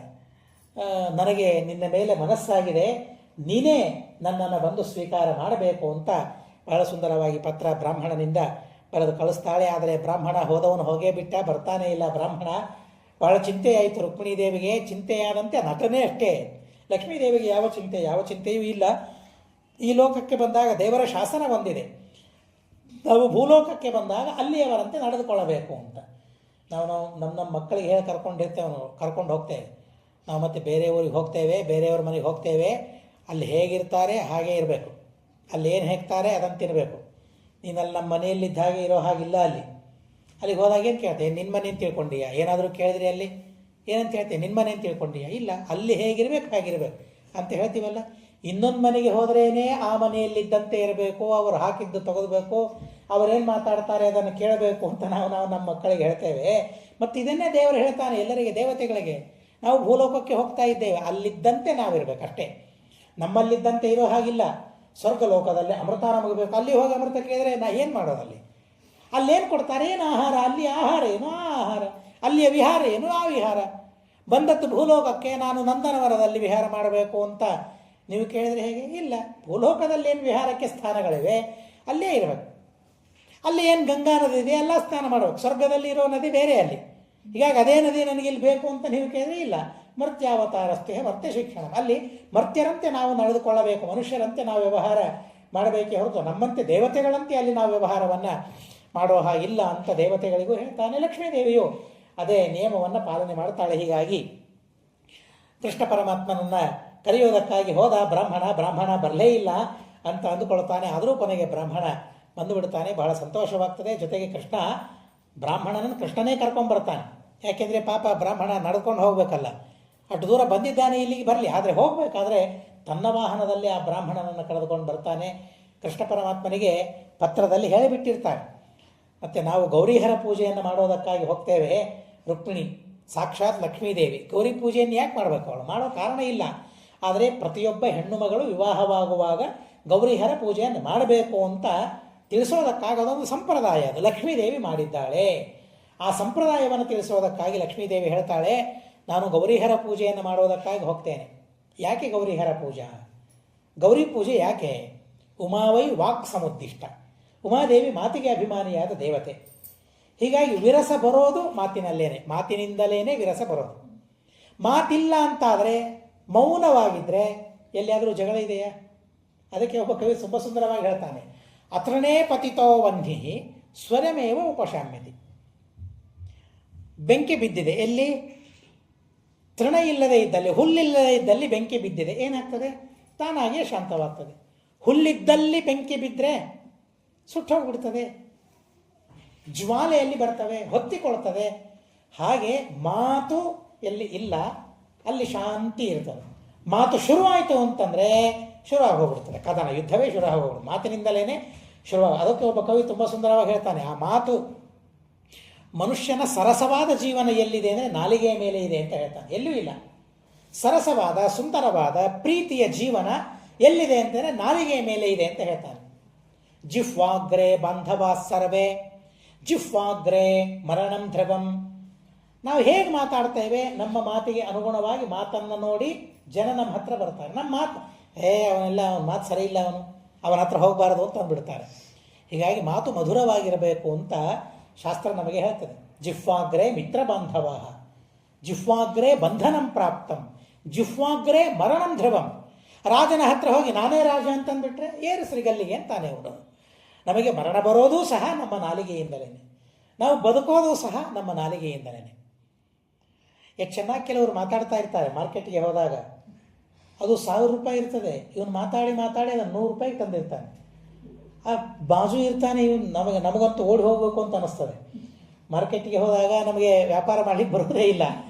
ನಾವು 1000 ರೂಪಾಯಿ ಹೇಳಿದರೆ ಇವರು 100 ರೂಪಾಯಿ ಮಾತಾಡ್ತಾ ಇರ್ತಾರೆ. ನಮಗೆಲ್ಲ ಅವಮಾನವಾಗ್ತದೋ ಏನೋ ಅಂತ ತಿಳ್ಕೊಂಡು ಅಲ್ಲಿಂದ ಹೋಗಿಬಿಡ್ತೇವೆ. ನಾವೇನೋ ಹೋಗ್ತೇವೆ, ಆದರೆ ಅದನ್ನು 100 ರೂಪಾಯಿ ತಂದುಬಿಡ್ತಾರೆ ಅದನ್ನು ಮಾತಾಡಿ. ಜಿಹ್ವಾಗ್ರೆ ಏನು ದೇವರು ಮಾತು ಎಂಥ ದೊಡ್ಡದು. ನಿಜವಾಗಿ ಮಾತು ಅಂತಂದರೆ ಮಾತಿಗಿಂತಲೂ ದೊಡ್ಡದಿಲ್ಲ, ಮನಸ್ಸಿಗಿಂತಲೂ ದೊಡ್ಡದಿಲ್ಲ. ಹೀಗಾಗಿ ಸ್ತ್ರೀಯರು ಮಾತನ್ನು ಸಾಧಿಸಬೇಕು, ಮಾತನ ನಿಗ್ರಹವನ್ನು ಮಾಡಬೇಕು. ಜೀವನ ಸಂಸಾರ ಮಾತಿನ ಮೇಲೆ ನಿಂತಿದೆ. ಆ ಪ್ರೀತಿಯಾಗಲಿ ಸಂತೋಷವಾಗಲಿ ಮಾತಿನ ಮೇಲೆ ಇರ್ತದೆ. ಆ ಮಾತಿನಲ್ಲಿ ಸಂಯಮವನ್ನು ಸಾಧಿಸಿಬಿಟ್ರೆ ಸುಖವಾಗಿರ್ತೇವೆ. ಹಾಗಾದರೆ ಯಾರು ಪೂಜೆ ಮಾಡಬೇಕು? ಮಾತಿನ ಪೂಜೆ ಅಲ್ಲ, ಆ ಮಾತಿನ ಮಾತೆ ಯಾರಿದ್ದಾರಲ್ಲ ಗೌರಿದೇವಿ, ನಮಗೆ ಆ ತರಹದ ಮಾತುಗಳನ್ನು ಯಾರು ಕಲಿಸ್ತಾಳೆ, ಆ ಮಾತುಗಳನ್ನು ಆಡಲಿಕ್ಕೆ ಪ್ರೇರಣೆ ಮಾಡ್ತಾರೆ, ಯಾರು ಪ್ರೇರಣೆ ಮಾಡ್ತಾರಲ್ಲ ಆ ಗೌರಿ ದೇವಿಯ ಪೂಜೆಯನ್ನು ಅವಳು ಮಾಡಬೇಕಂತೆ. ಗೌರಿಹರ ಆ ದೇವಿಯ ಪೂಜೆಯನ್ನು ಮಾಡಿದರೆ ಅವರು ರುದ್ರದೇವರಿಗೆ ಹೇಳ್ತಾಳೆ, ನನ್ನ ಪೂಜೆ ಮಾಡಿದ್ದಾಳೆ.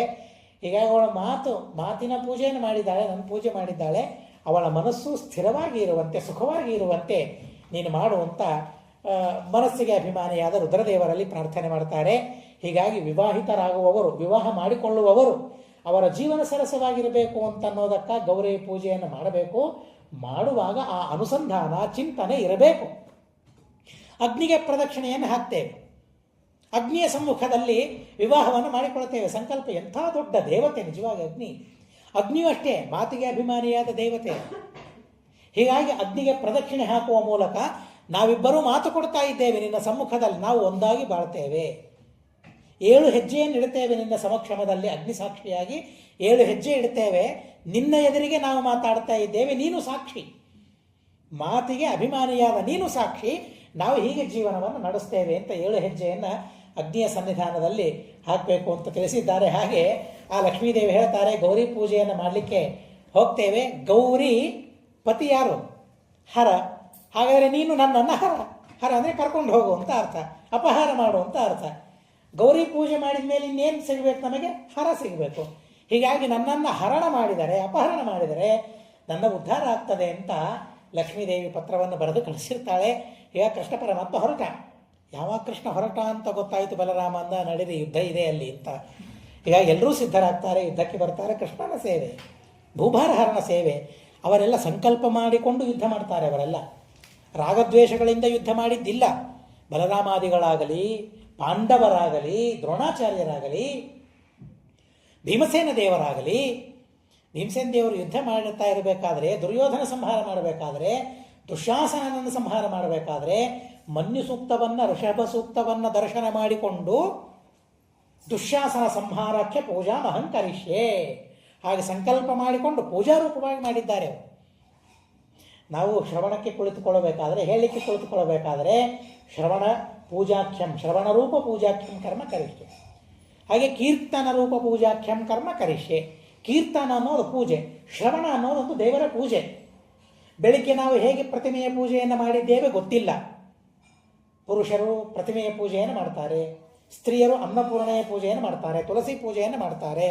ಹೇಗೆ ನಾವು ಪೂಜೆಯನ್ನು ಮಾಡಿದ್ದೇವೆ ಗೊತ್ತಿಲ್ಲ. ಆದರೆ ಶ್ರವಣ ಮಾಡುವಾಗ ಮಾತ್ರ ಏಕಾಗ್ರವಾಗಿ ಆ ದೇವರ ಮಹಿಮೆಯನ್ನು ಕೇಳಿ ಆ ಮಾತುಗಳೇ ಆಹುತಿಯಂತೆ. ಮಾತುಗಳೆಂಬ ಆಹುತಿಯನ್ನು ಆ ಶ್ರವಣೇಂದ್ರಿಯವೆಂಬ ಅಗ್ನಿಯಲ್ಲಿ ಹವನ ಮಾಡಬೇಕಂತೆ. ಅದೊಂದು ಹೋಮ. ಶ್ರವಣ ಅನ್ನೋದೊಂದು ಯಜ್ಞ. ಹೀಗಾಗಿ ಅಂತಹ ಯಜ್ಞವನ್ನು ಮಾಡಬೇಕು ಅಂತ ಅನ್ನೋದನ್ನು ಅಲ್ಲಿ ತಿಳಿಸಿದ್ದಾರೆ. ಇರಲಿ. ಹಾಗೆ ಮತ್ತೆ ಅವರೆಲ್ಲರೂ ಕೂಡ ಯಜ್ಞ ಮಾಡೋದಕ್ಕಾಗಿ, ಏನದು ಯುದ್ಧ ಯಜ್ಞ, ಯುದ್ಧಾಖ್ಯ ಯಜ್ಞ ಮಾಡೋದಕ್ಕಾಗಿ ಅವರೆಲ್ಲರೂ ಕೂಡ ಸಿದ್ಧ ಮಾಡಿದ್ದಾರೆ. ಕುಂಡಿನಪುರಕ್ಕೆ ಹೋಗ್ತಾರೆ. ಕೃಷ್ಣ ಪರಮಾತ್ಮ ಅಪಹಾರ ಮಾಡಿಕೊಂಡು ಹೋಗ್ತಾನೆ. ಎಲ್ಲರೂ ನೋಡ್ತಾ ಇದ್ದಾರೆ. ಎಲ್ಲಿಯೋ ಏಕಾಂತದಲ್ಲಿ ಅಪಹಾರ ಮಾಡಲಿಲ್ಲ. ಸಿಂಹ ಹೇಗೆ ಎಲ್ಲ ನೋಡ್ತಾ ಇರಬೇಕಾದ್ರೆ ತನ್ನ ಆಹಾರ ತೆಗೆದುಕೊಂಡು ಹೋಗ್ತದಲ್ಲ, ಯಾರಾದರೂ ಮುಂದೆ ಬರ್ತಾರ, ಒಬ್ಬರಾದರೂ ಮುಂದೆ ಹೆಜ್ಜೆ ಇಡ್ತಾರ. ಆ ಸಿಂಹದ ಆ ನಡಿಗೆ ಏನಿದೆಯಲ್ಲ, ಭಯ, ಯಾರೂ ಮುಂದೆ ಹೋಗೋದಿಲ್ಲ. ಭೀಮಸೇನ ದೇವರು ದುಶ್ಯಾಸನನ್ನು ಸಂಹಾರ ಮಾಡಲಿಕ್ಕೆ ಹೋಗಬೇಕಾದ್ರೆ ಹೇಳ್ತಾರೆ, ನೋಡ್ತಾ ಇದ್ದೀಯಲ್ಲ ಕರ್ಣ, ದುರ್ಯೋಧನ, ಯಾರಾದರೂ ಇದ್ದರೆ ಬನ್ನಿ ಬಿಡಿಸಿ ಅಂತ ಹೇಳ್ತಾರೆ ಭೀಮಸೇನ ದೇವರು. ಹಾಗೆ ಮತ್ತೆ ಇವರೆಲ್ಲ ಕೃಷ್ಣ ಪರಮಾತ್ಮನು ಹಾಗೆ ಬಂದು ಆ ರುಕ್ಮಿಣೀ ದೇವಿಯನ್ನು ಅಪಹಾರ ಮಾಡ್ಕೊಂಡು ಹೋಗ್ತಾ ಇದ್ದಾನೆ. ಯುದ್ಧಕ್ಕೆ ಬರ್ತಾರೆ. ರುಕ್ಮಿಯನ್ನು ಸಂಹಾರ ಮಾಡಬೇಕು ಅಂತ ಪರಮಾತ್ಮ ಪ್ರಯತ್ನ ಮಾಡ್ತಾನೆ. ರುಕ್ಮಿಣಿ ಪ್ರಾರ್ಥನೆ ಮಾಡ್ತಾಳೆ, ಸ್ವಾಮಿ ನನ್ನ ಅಣ್ಣ, ಈಗ ಅವನು ಸಾಯುವ ಪ್ರಾರಬ್ಧ ಇಲ್ಲ, ಮತ್ತೊಂದು ಕಾಲ ಇದೆ, ಆದ್ದರಿಂದ ಬಿಟ್ಟುಬಿಡು ಅಂತ ಪ್ರಾರ್ಥನೆ ಮಾಡಿದಾಗ ಬಿಟ್ಟು ಬಿಡ್ತಾರೆ. ಅವರನ್ನು ಬಿಟ್ಟು ಬಿಡ್ತಾರೆ. ರುಕ್ಮಿಣಿಯನ್ನು ಕರೆದುಕೊಂಡು ಹೋಗ್ತಾನೆ. ದ್ವಾರಕಾ ನಗರಕ್ಕೆ ಕರೆದುಕೊಂಡು ಹೋಗಿ ಬಹಳ ಅತ್ಯದ್ಭುತವಾದ ರೀತಿಯಲ್ಲಿ ಅಲ್ಲಿ ರುಕ್ಮಿಣಿಯ ವಿವಾಹವನ್ನು ಮಾಡಿಕೊಂಡಿದ್ದಾರೆ ಅಂತ ನಾವು ಕಥೆಯನ್ನು ಹೇಳ್ತಾರೆ. ರುಕ್ಮಿಣೀಂ ರಮಣೋಪೇತಾಂ ದೃಷ್ಟವ ಶ್ರಿಯಃಪತಿಂ. ಆ ಪರಮಾತ್ಮನನ್ನು ನೋಡಿ, ಆ ದಂಪತಿಗಳನ್ನು ನೋಡಿ ಬಹಳ ಸಂತೋಷವಾಗ್ತದಂತೆ ಎಲ್ಲರಿಗೂ ಕೂಡ. ಇಲ್ಲಿಯೂ ಅವರ ಅತ್ಯದ್ಭುತವಾಗಿರತಕ್ಕಂತಹ ಸಂಸಾರವನ್ನು ಹೇಳ್ತಾರೆ. ಅವರಿಬ್ಬರೂ ಬಹಳ ಪ್ರೀತಿಯಿಂದ ದ್ವಾರಕಾಂಚಾಪಿ ಸಂಪ್ರಾಪ್ತೆ ರಾಮೇ ವೃಷ್ಣಿ ಬಲಾನ್ವಿತೆ ರುಕ್ಮಿಣ್ಯ ಕೇಶವ ಪಾಣಿಂ ಜಗ್ರಾಹ ವಿಧಿವತ್ ಪ್ರಭು. ಭಗವಂತ ವಿದ್ಯುಕ್ತವಾಗಿ ಆ ರುಕ್ಮಿಣಿಯ ಪಾಣಿಗ್ರಹಣವನ್ನು ಮಾಡ್ತಾನಂತೆ. ವಿವಾಹವೇ ಇಲ್ಲ ಅವರಿಗೆ, ಅನಾದಿ ಕಾಲದ ದಂಪತಿಗಳು. ವಾದಿರಾಜರು ಶ್ರೀಶಗುಣ ದರ್ಪಣದಲ್ಲಿ ಹೇಳ್ತಾರೆ, ಯುವಾಂ ಯುವಾನೌ ಸತತಂ ಇತರೇತರ ಯೋಗಿನೌ. ನಿತ್ಯ ಯುವಕ ಯುವತಿಯರು ನೀವು, ನಿಮಗೆ ಬಾಲ್ಯ ಇಲ್ಲ, ನಿಮಗೆ ವಾರ್ಧಕ್ಯ ಇಲ್ಲ. ಆ 16 ಷೋಡಶಿ, ಆ 16 ವರ್ಷ ಏನಿದೆಯಲ್ಲ, ಇವನಿಗೂ 16, ಅವಳಿಗೂ 16. ದೇಶತಃ ಕಾಲತಃ ಸಮಾನ ಅಲ್ಲ. ಹೀಗಾಗಿ ಲಕ್ಷ್ಮೀದೇವಿಯ ವಯಸ್ಸು ಹೆಚ್ಚಾಗೋದಿಲ್ಲ, ದೇವರ ವಯಸ್ಸು ಹೆಚ್ಚಾಗೋದಿಲ್ಲ. 16 ಹಾಗೆಯೇ ಅವರಿರ್ತಾರಂತೆ. ಹೀಗಾಗಿ ಅಂಥ ಅದ್ಭುತವಾಗಿರತಕ್ಕಂತಹ ಸಾಮರ್ಥ್ಯ ಅವರದ್ದು. ಆದರೂ ಆ ಪಾಣಿಗ್ರಹಣ ಮಹೋತ್ಸವವನ್ನು ಎಲ್ಲರೂ ನೋಡಿ ಆ ಸೌಭಾಗ್ಯ, ಆ ಪುಣ್ಯ ಪಡಿಬೇಕು ಅಂತ. ದೇವರ ಮದುವೆ ಆದರೆ ಹೇಗಿರ್ತದೆ? ಸಾಮಾನ್ಯವಾಗಿ ಮಕ್ಕಳ ಮದುವೆ ಮಾಡ್ತಾ ಇದ್ದೇವೆ ಅಂತಂದ್ರೇ, ಅಥವಾ ಒಂದು ಮದುವೆಯಾಗ್ತಾ ಇದೆ ಅಂತಂದ್ರೇ ಅಲ್ಲಿ ಲಕ್ಷ್ಮೀನಾರಾಯಣರ ಸನ್ನಿಧಾನವನ್ನು ಚಿಂತನೆ ಮಾಡಿ ಆ ಮದುವೆಯನ್ನು ಆಸ್ವಾದನೆ ಮಾಡ್ತೇವೆ. ಲಕ್ಷ್ಮೀನಾರಾಯಣರಿಗೆ ಪಾತ್ರರಾದ ವಧೂವರರ ವಿವಾಹ ಮಹೋತ್ಸವ ಅಂತ ಎಲ್ಲ ಕಡೆಗೆ ಬರೆದದ್ದನ್ನು ನೋಡಿರ್ತೇವೆ ನಾವು. ಸಂಕಲ್ಪಗಳಲ್ಲಿಯೂ ಹಾಗೇನೇ ಇರ್ತದೆ. ಶ್ರೀಧರ ರೂಪಿಣೇ ವರಾಯ, ಶ್ರೀಧರ ರೂಪಿಯಾದ ವರ ಇವನು ಅಂತ ಹೇಳ್ತಾರೆ. ನೋಡ್ರಿ, ಅವನು ವರ, ಅಲ್ಲಿ ಶಬ್ದ ಹೇಗಿರ್ತಾವೆ, ಶ್ರೀಧರ. ಆದರೆ ಲಕ್ಷ್ಮೀದೇವಿಯ ಜೊತೆಗೇ ಅವನಿದ್ದಾನೆ, ಅವನು ವರ ಅಂತೆ. ಅವನು ಲಕ್ಷ್ಮಿಯನ್ನು ಬಿಟ್ಟು ದೇವರು ಎಂದಿಗೂ ಇಲ್ಲ. ಅವರ ವಿವಾಹ ಅಂತ ಅನ್ನೋದೇ ಇಲ್ಲ ಅವರದ್ದು ಪ್ರತ್ಯೇಕವಾಗಿ. ಆದರೂ ಕೂಡ ನಮ್ಮ ವಿವಾಹವಾದರೆ ಹೇಗಿರ್ತದೆ ಅಂತ ತೋರಿಸೋದಕ್ಕಾಗಿ, ವಿವಾಹ ಹೇಗಿರಬೇಕು ಅಂತ ಅನ್ನೋದನ್ನು ತೋರಿಸೋದಕ್ಕಾಗಿ ಪರಮಾತ್ಮ ಹಾಗೆ ಮಾಡ್ತಾನೆ. ಆದರೆ ಇವತ್ತು ನಮ್ಮ ವಿವಾಹಗಳೆಲ್ಲ ಹೇಗೆ ನಡೀತಾ ಇದೆ ಅಂತ ಒಂದು ಸಲ ಮೆಲುಕು ಹಾಕಿಕೊಂಡ್ರೆ ಏನು ಪಾವಿತ್ರ್ಯ ಇದೆ, ಏನಲ್ಲಿ ಶುದ್ಧಿ ಇದೆ, ಏನಲ್ಲಿ ದೇವತೆಗಳಿವೆ, ಏನು ಆರಾಧನೆ ಇದೆ, ಏನು ಆರಾಧನೆ ಆಗ್ತದೆ ಅಲ್ಲಿ, ಬಹಳ ವಿಚಿತ್ರ ಅಂತ ಅನ್ನಿಸ್ತದೆ. ಮೊನ್ನೆ ಒಂದು ಕಡೆಗೆ ಎಲ್ಲೋ ಒಂದು ಮೆಸೇಜ್ ಬಂದಿತ್ತು, ಒಬ್ಬ ವರನೋ ಅಥವಾ ಕನ್ಯೆಯೋ ಅವಳು ಷರತ್ತುಗಳನ್ನು ಹಾಕಿದ್ರಂತೆ. ಹೀಗೆಲ್ಲ ಇದ್ದರೆ ನಾನು ಮದುವೆ ಆಗೋದಿಲ್ಲ ಅಂತ ಹಾಕಿದ್ರಂತೆ. ಅಲ್ಲಿ ಫೋಟೋ ತೆಕ್ಕೊಳ್ಳಿ, ಆದರೆ ಎಲ್ಲಿ ಪೂಜೆ ನಡೆದಿರ್ತದೆ ಅಲ್ಲಿ ಫೋಟೋಕ್ಕೆ ಅವಕಾಶ ಇಲ್ಲ, ಎಲ್ಲಿ ನಡೆದಿರ್ತದೆ ಅಲ್ಲಿ ಮತ್ತು ಪಾಶ್ಚಾತ್ಯ ವೇಷಕ್ಕೆ ಅವಕಾಶ ಇಲ್ಲ. ಅಲ್ಲಿ ಈಗಿನ ಉತ್ಸಾಹದಿಂದ ಏನೇನೋ ಮಾಡ್ತಾ ಇರ್ತಾರಲ್ಲ, ಯಾವುದು ಅಲ್ಲಿ ಶಾಸ್ತ್ರೀಯವಾಗಿ ನಡಿಬೇಕಲ್ಲಿ. ಹಾಗಿದ್ದರೆ ಮದುವೆ, ಇಲ್ಲಿ ಹೋದರೆ ಇಲ್ಲ ಅಂತ ಅವಳು ಯಾರೋ ಕನ್ಯೆ ಷರತ್ತುಗಳನ್ನು ಬರೆದು ಕಳಿಸಿದ್ರಂತೆ. ವರನು ಹಾಗೇನೇ ಇದ್ದ, ಹಾಗೇ ವಿವಾಹವಾಯಿತು ಅಂತ ಅನ್ನೋದನ್ನು ಕೇಳ್ತೇವೆ. ಇರಲಿ, ಇವತ್ತಿನದ್ದು ಬಹಳ ನಾವು ಸ್ಮರಣೆ ಮಾಡಿಕೊಳ್ಳೋದು ಬೇಡ. ರುಕ್ಮಿಣಿ ಮತ್ತು ಕೃಷ್ಣನ ವಿವಾಹ ಬಹಳ ಪವಿತ್ರವಾಗಿ, ಅತ್ಯಂತ ಸುಂದರವಾಗಿ, ಅವು ಫೋಟೋಗಳಲ್ಲ, ಮನಃಪಟಲದಲ್ಲಿರಬೇಕು. ಆ ಚಿತ್ರಗಳು ಭಿತ್ತಿಯಲ್ಲಿ ಇರಬೇಕು, ಮನೋಭಿತ್ತಿಯಲ್ಲಿ ಆ ಚಿತ್ರಗಳಿರಬೇಕು. ಮೆಲುಕು ಹಾಕ್ತಾ ಇರಬೇಕು, ಆನಂದ ಪಡಬೇಕಾದ್ರೆ ಆ ಪ್ರಸಂಗವನ್ನು ನೆನೆಸಿಕೊಂಡು ಆನಂದ ಪಡಬೇಕು. ದೇವರೊಂದು ಕ್ಯಾಮರಾ ಕೊಟ್ಟಿದ್ದ ನಮಗೆ, ಮನಸ್ಸು. ಆ ಮನಸ್ಸಿನಲ್ಲಿ 100 ವರ್ಷದ ತನಕ ಅಚ್ಚಳಿಯದೇ ಉಳಿಯಬೇಕಾದ್ರೆ ಆ ವಿವಾಹದ ಪ್ರಸಂಗ. ಹೀಗಾಗಿ ಅಂಥ ವಿವಾಹವನ್ನು ಮಾಡಿಸ್ಕೊಳ್ತಾರೆ. ಹೇಗಿದ್ದರು ಕೃಷ್ಣ ರುಕ್ಮಿಣಿಯರು? ಉಪಮಾನ ಕೊಡಬೇಕಲ್ಲ. ಎಂಥ ಉಪಮಾನವನ್ನು ಕೊಡ್ತಾರೆ ಅಂದರೆ, ಸೀತೆಯೇವ ಪುರಾರಾಮ ಪೌಲೋಮ್ಯೇವ ಪುರಂದರ. ಸೀತೆಯ ಜೊತೆಗೆ ರಾಮನಿದ್ದಂತೆ ರುಕ್ಮಿಣಿಯ ಜೊತೆಗೆ ಕೃಷ್ಣನಿದ್ದ. ಅದು ನೋಡಿ ಎಂಥ ದೃಷ್ಟಾಂತ. ಸಾಮಾನ್ಯವಾಗಿ ನಾವು ಹೇಳ್ತೇವೆ ರಾಮ ಸೀತೆಯನ್ನು ಬಿಟ್ಬಿಟ್ಟ. ಅಲ್ಲ, ರಾಮ ಸೀತೆ ಅವರಿಬ್ಬರ ದಾಂಪತ್ಯ ಎಷ್ಟು ಅದ್ಭುತವಾಗಿದೆ ಆ ದೃಷ್ಟಾಂತವನ್ನು ಕೊಡ್ತಾರೆ. ಹಾಗಾದರೆ ಅವರ ದಾಂಪತ್ಯ ಅನ್ಯೋನ್ಯವಾದ ದಾಂಪತ್ಯ. ಉಪಮಾನ ಕೊಡಬೇಕಾದ್ರೆ, ಒಂದಕ್ಕೆ ದೃಷ್ಟಾಂತ ಕೊಡಬೇಕಾದ್ರೆ ಆ ದೃಷ್ಟಾಂತದಲ್ಲಿ ಒಂದು ಗುಣ ಇರಬೇಕಲ್ಲ. ಗುಣದಲ್ಲಿ ದೃಷ್ಟಾಂತ ಕೊಡ್ಲಿಕ್ಕಾಗ್ತದೆ? ಮುಖ ಹೇಗಿದೆ? ಗಡಿಯಾರದಂತೆ ಇದೆ ಅಂತ ಯಾರಾದರೂ ಅಂತಾರ? ಮುಖ ಹೇಗಿದೆ ಅಂತಂದರೆ ಇಲ್ಲ. ಯಾರದ್ದೇ ಮುಖ ಇರಲಿ, ಅದು ಹೇಗೇ ಇರಲಿ, ಚಂದ್ರನಂತೆ ಮುಖ ಇದೆ ಅಂತಲೇ ದೃಷ್ಟಾಂತ ಕೊಡ್ತಾರಲ್ಲ. ಹಾಗಾದರೆ ಯಾವುದನ್ನು ದೃಷ್ಟಾಂತ ಕೊಡ್ತಾ ಇರ್ತಾರಲ್ಲ ಅದರಲ್ಲಿ ಗುಣ ಇರಬೇಕು. ಆ ಗುಣ ಇದ್ದರೆ ಅದನ್ನು ದೃಷ್ಟಾಂತ ಕೊಡಬೇಕು. ರಾಮ ಸೀತೆಯನ್ನು ಬಿಟ್ಬಿಟ್ಟ, ಸೀತೆಯನ್ನು ಪರಿತ್ಯಾಗ ಮಾಡಿದ ಅಂತನ್ನೋದೇ ನಿಜವಾಗಿದ್ದರೆ ಅದನ್ನು ಕೃಷ್ಣ ರುಕ್ಮಿಣಿಯರ ದಾಂಪತ್ಯಕ್ಕೆ, ಅವರ ಇದಕ್ಕೆ ದೃಷ್ಟಾಂತವಾಗಿ ಹೋಲಿಕೆ ಕೊಡ್ಲಿಕ್ಕೆ ಸಾಧ್ಯವಿತ್ತಾ? ಇಲ್ಲ. ದೃಷ್ಟಾಂತವನ್ನು ಕೊಡುವ ಮೂಲಕ ರಾಮ ಸೀತೆಯರ ದಾಂಪತ್ಯ ಎಷ್ಟು ಅನ್ಯೋನ್ಯವಾಗಿತ್ತು ಅಂತ ನಮಗೆ ಹರಿವಂಶ ತಿಳಿಸ್ತದೆ. ರಾಮ ಸೀತೆಯರ ದಾಂಪತ್ಯ ಎಷ್ಟು ಅನ್ಯೋನ್ಯವಾಗಿತ್ತೋ ಅಂಥದ್ದೇ ಇವರ ದಾಂಪತ್ಯ ಇತ್ತು. ಶಚೀದೇವಿ ಮತ್ತು ಇಂದ್ರನ ದಾಂಪತ್ಯ ಎಷ್ಟು ಅನ್ಯೋನ್ಯವಾಗಿತ್ತೋ ಅಂಥ ಅನ್ಯೋನ್ಯವಾದ ದಾಂಪತ್ಯ ಅವರದ್ದಿತ್ತು. ವೇದ ಮಂತ್ರಗಳಲ್ಲಿ ಇದನ್ನೇ ಆಶೀರ್ವಾದ ಮಾಡ್ತಾರೆ. ವಿವಾಹವಾಗುವಾಗ ಆಶೀರ್ವಾದ ಮಾಡ್ತಾರಲ್ಲ ಬ್ರಾಹ್ಮಣರು, ಮಾಡುವಾಗ ಅರುಂಧತಿ ವಶಿಷ್ಠರ ದಾಂಪತ್ಯ ಹೇಗೋ, ಇಂದ್ರ ಮತ್ತು ಶಚಿಯರ ದಾಂಪತ್ಯ ಹೇಗೋ ಹಾಗೆ ನಿಮ್ಮ ದಾಂಪತ್ಯ ಇರಲಿ ಅಂತ ಆಶೀರ್ವಾದ ಮಾಡ್ತಾರೆ. ಆ ಅರ್ಥವನ್ನೆಲ್ಲ ವರ ತಿಳ್ಕೊಂಡಿರಬೇಕು, ಅದನ್ನು ಹೇಳ್ತಾ ಇರಬೇಕು, ಕನ್ನೆಗೆ ಹೇಳ್ತಾ ಇರಬೇಕು. ಅಥವಾ ತಂದೆ ಅವನ ಕೆಲಸ ಏನು ಅಂತಂದರೆ ಹೆಣ್ಣು ಮಕ್ಕಳಿಗೆ ಆ ಬೋಧನವನ್ನು ಮಾಡೋದು. ವಿವಾಹ ಅಂದರೆ ಏನು, ಸಂಸ್ಕಾರ ಅಂದರೆ ಏನು, ವಿವಾಹ ಸಂಸ್ಕಾರ ಅಂದರೆ ಏನು, ಆ ಸಂಸ್ಕಾರದ ಬಗ್ಗೆ ಪರಿಚಯ ಇರಬೇಕು ಅವರಿಗೆ. ಪರಿಚಯ ಇದ್ದರೆ ವಿವಾಹದ ಮೇಲೆ ಅವರಿಗೊಂದು ಗೌರವ ಇರ್ತದೆ. ಇಲ್ಲೇ ಹೋದರೆ ಏನು ಗೌರವ ಇದೆ? ಸಂಸ್ಕಾರದ ಮೇಲೆ ಏನೂ ಗೌರವ ಇರೋದಿಲ್ಲ. ಅದರಿಂದ ಅಂಥ ಅದ್ಭುತವಾಗಿರತಕ್ಕಂತಹ ಉಪಮಾನವನ್ನು ಕೊಡ್ತಾರೆ. ಪತ್ನಿ ಕೃಷ್ಣಸ್ಯ ಭಾಮಿನಿ ಪತಿವ್ರತ ಗುಣೋಪೇತ ರೂಪಶೀಲ ಗುಣಾನ್ವಿತ. ಹೀಗೆ ಇದ್ದಾಳೆ. ಅಂಥ ಕೃಷ್ಣ ಪರಮಾತ್ಮ ರುಕ್ಮಿಣಿಯಲ್ಲಿ 10 ಜನ ಮಕ್ಕಳನ್ನು ಪಡೆದಿದ್ದಾನೆ, 10 ಜನ ಮಕ್ಕಳನ್ನು ಕೊಟ್ಟಿದ್ದಾನೆ. ಚಾರುದೇಷ್ಣ, ಸುದೇಷ್ಣ, ಪ್ರದ್ಯುಮ್ನ, ಸುಷೇಣ, ಚಾರುಗುಪ್ತ, ಚಾರುಬಾಹು, ಚಾರುವಿಂದ, ಸುಚಾರು, ಭದ್ರಚಾರು, ಚಾರು ಅಂತ ಆ ಪ್ರಾಸದಲ್ಲೇನೆ ಹೆಸರಿಟ್ಟಿದ್ದಾರೆ. ಹೀಗಾಗಿ ಅದು ಸಂಪ್ರದಾಯನೇ ಬಂದಿದೆ ಅಂತ ಅನ್ನಿಸ್ತದೆ. ಅದೊಂದು ಪ್ರಾಸ ಇರಬೇಕು ಅಂತ. ಅದೇನೋ ಚೆನ್ನಾಗಿರ್ತದೆ ಕೇಳಲಿಕ್ಕೆ. ಒಂದೇ ಮಕ್ಕಳು ಸಾಮಾನ್ಯವಾಗಿ ಅಕ್ಕ ತಂಗಿ ಇದ್ದಾಗ ಒಂದೇ ಡ್ರೆಸ್ ಹಾಕ್ಕೊಂಡು ಉತ್ಸವದಲ್ಲಿ ಭಾಗವಹಿಸಬೇಕು ಅಂತ ಇರ್ತದಲ್ಲ, ನಮ್ಮದೊಂದು ಅವ್ರದ್ದೊಂದು ಒಂದು ಡ್ರೆಸ್ ಕೋಡ್ ಅಂತ ಇರ್ತದಲ್ಲ, ಹಾಗೆ ಇದೊಂದು ಹೆಸರಿನ ಕೋಡ್ ಇದೆ. ಹಾಗಾದರೆ ಇದು ಚಾರು ಅಂತ ಬಂತು ಅಂತಂದರೆ ಕೃಷ್ಣನಲ್ಲಿ ರುಕ್ಮಿಣಿಯಲ್ಲಿ ಹುಟ್ಟಿದ ಮಕ್ಕಳಿವರು ಬಂದರು. ಕೃಷ್ಣನ ಮಗ ಅಂತ ಬರೀ ಇಷ್ಟೇ ಹೇಳಿದರೆ 8 ಜನ ಮಕ್ಕಳು ಕೃಷ್ಣನಿಗೆ. 16,108 ಜನ ಹೆಂಡತಿಯರು, ಒಬ್ಬೊಬ್ಬರಲ್ಲಿ 10 ಜನ ಗಂಡು ಮಕ್ಕಳು, ಒಬ್ಬಳು ಹೆಣ್ಣು ಮಗಳು. ದ್ವಾರಕಾನಗರ ಹೇಗಿತ್ತು ನೋಡಿ. ನಿಜವಾಗಿ ಒಂದು ಕುಟುಂಬ ಅಂದರೆ ಏನು ಅಂತ ತಿಳಿಸ್ತಾರೆ ಧರ್ಮಶಾಸ್ತ್ರಗಳಲ್ಲಿ. ಕುಟುಂಬ ಅಂದರೆ ಏನು ಅಂದರೆ ಮನೆಯಲ್ಲಿ 10 ಜನ ಇರಬೇಕು ಅಂತ ಹೇಳ್ತಾರೆ. ದಶಸಂಖ್ಯಂ ಕುಟುಂಬೀತಿ, 10 ಜನ ಮನೆಯಲ್ಲಿರಬೇಕು ಸಂಬಂಧ. ಮಕ್ಕಳು, ತಂದೆ, ತಾಯಿ ಇವರೆಲ್ಲ ಸೇರಿ 10 ಜನ ಇರಬೇಕು ಅಂತ ಹೇಳ್ತಾರೆ. ಆ ಕೃಷ್ಣನ ಕುಟುಂಬ ಎಷ್ಟು ದೊಡ್ಡದು ನೋಡಿ, ವಿಶ್ವ ಕುಟುಂಬಿ ಭಗವಂತ ಕೃಷ್ಣ ಪರಮಾತ್ಮ. ಅಂತಹ ಅತ್ಯದ್ಭುತವಾಗಿರತಕ್ಕಂತಹ ಮತ್ತೆ ಸಾಧನೆಯನ್ನು ಮಾಡಬೇಕು ಅಂತ ಅನ್ನೋದನ್ನು ಈ ಮೂಲಕ ತಿಳಿಸ್ತಾರೆ. ವೇದವೂ ಆಶೀರ್ವಾದ ಮಾಡ್ತದೆ. ದಶ ಆಸ್ಯಾಂ ಪುತ್ರಾನಾಧೇ ಏಹಿ, 10 ಜನ ಮಕ್ಕಳನ್ನು ಪಡಿಬೇಕು ಅಂತ ಆಶೀರ್ವಾದ ಮಾಡ್ತದೆ. ಆದರೆ ನಮ್ಮ ಪ್ರಾರಬ್ಧ ಇರ್ತದಲ್ಲ, ನಮ್ಮ ಪ್ರಾರಬ್ಧಕ್ಕೆ ಅನುಗುಣವಾಗಿ ಮಕ್ಕಳಾಗ್ತಾರೆ. ಆಶೀರ್ವಾದ ವ್ಯರ್ಥ ಅಲ್ಲ ಅದು. ಹಾಗಾದರೆ ರಾಮನಿಗೇನೆ 10 ಜನ ಮಕ್ಕಳಿಲ್ಲಲ್ಲ ಅಂತ ಕೇಳಿದ್ರೆ ಅದಲ್ಲ. ಅವರವರ ಪ್ರಾರಬ್ಧ, ಅವರವರ ಪುಣ್ಯ ಏನಿರ್ತದಲ್ಲ, ಪುಣ್ಯಕ್ಕೆ ಅನುಗುಣವಾಗಿ ಇವೆಲ್ಲ ಸಿಗ್ತದೆ.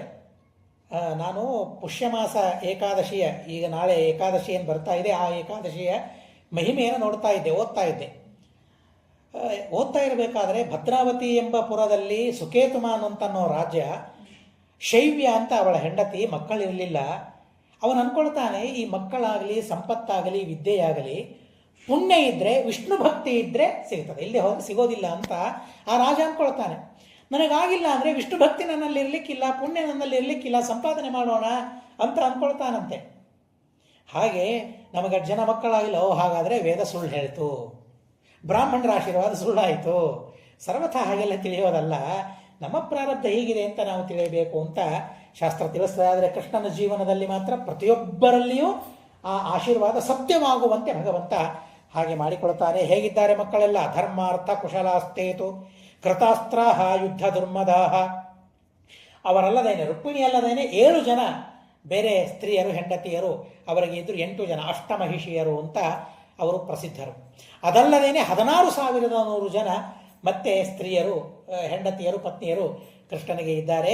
ಒಬ್ಬೊಬ್ಬರಿಗೆ ಒಂದೊಂದು ಮನೆ. ಭಾಗವತದಲ್ಲಿ ಹೇಳ್ತಾರೆ, ನಾರದರು ಅಂದ್ಕೊಂಡ್ರಂತೆ ಹೇಗಿದ್ದಾನೆ ಕೃಷ್ಣ ಇವನು, ಸಂದೇಹನೂ ಬಂದಿರಬಹುದು.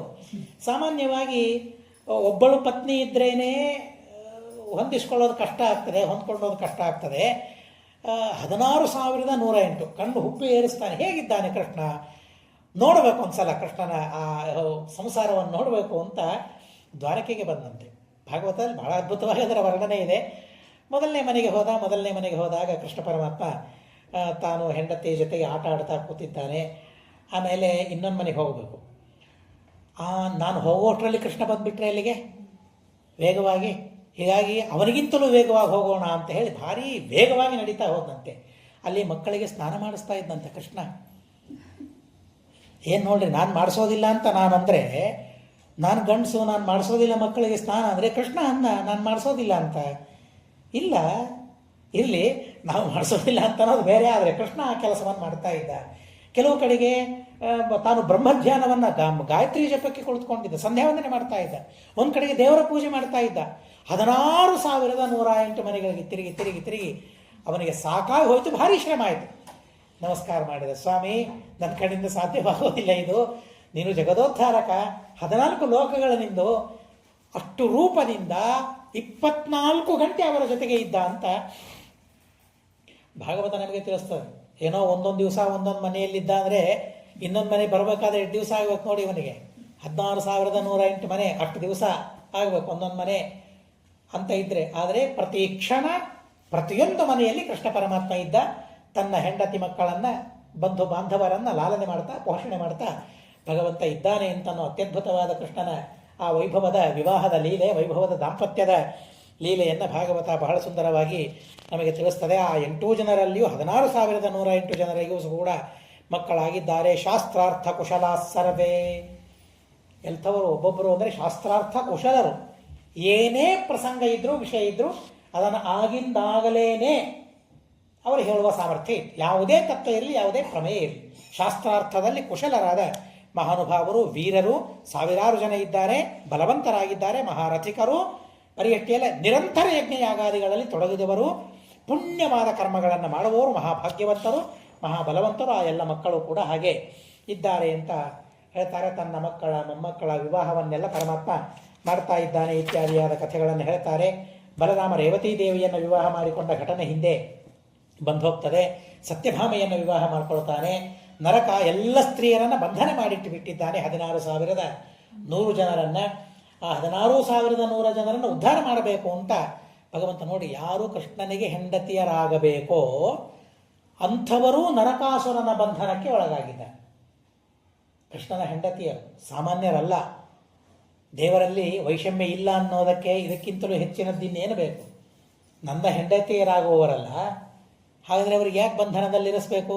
ದೇವರ ಸಂಕಲ್ಪ ಮಾಡಿದರೆ ಅವರಿಗೆ ಬಂಧನವಾಗದೇ ಇದ್ದಂತೆ ದೇವರು ಮಾಡಬಹುದಾಗಿತ್ತಲ್ಲ, ಮಾಡಲಿಲ್ಲ. ಯಾಕೆ? ಅವರು ಪ್ರಾರಬ್ಧ ಇದೆ. ನರಕಾಸುರನ ಬಂಧನದಲ್ಲಿ ಇರಲೇಬೇಕು ಅವರೆಲ್ಲರೂ ಕೂಡ.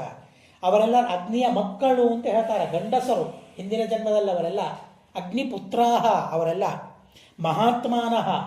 ಅವರಿಗೆ ಇಲ್ಲೇನು ಬಯಕೆ ಆಯಿತು ಅಂದರೆ ನಾವು ದೇವರಿಗೆ ಹೆಂಡತಿಯರಾಗಬೇಕು ಅಂತ ಬಯಕೆ ಆಯ್ತಂತೆ. ಗಂಡಸರಿಗೆ ನಾವು ಹೆಣ್ಣಾಗಬೇಕು ಅಂತ ಬಯಕೆ ಆಯಿತು, ದೇವರಿಗೆ ನಾವು ಪತ್ನಿಯರಾಗಬೇಕು, ಹೆಂಡತಿಯರಾಗಬೇಕು ಅಂತ ಬಯಕೆ ಆಯಿತು. ಅದೇನು ಸುಲಭನಾ? ದೇವರಿಗೆ ಹೆಂಡತಿಯಾಗಬೇಕು ಅಂತಂದರೆ ಅಂದ್ಕೂಡ್ಲೆ ಆಗ್ತದ? ಅದು ಅಂದ್ಕೊಂಡು ಆಗೋದಿಲ್ಲ.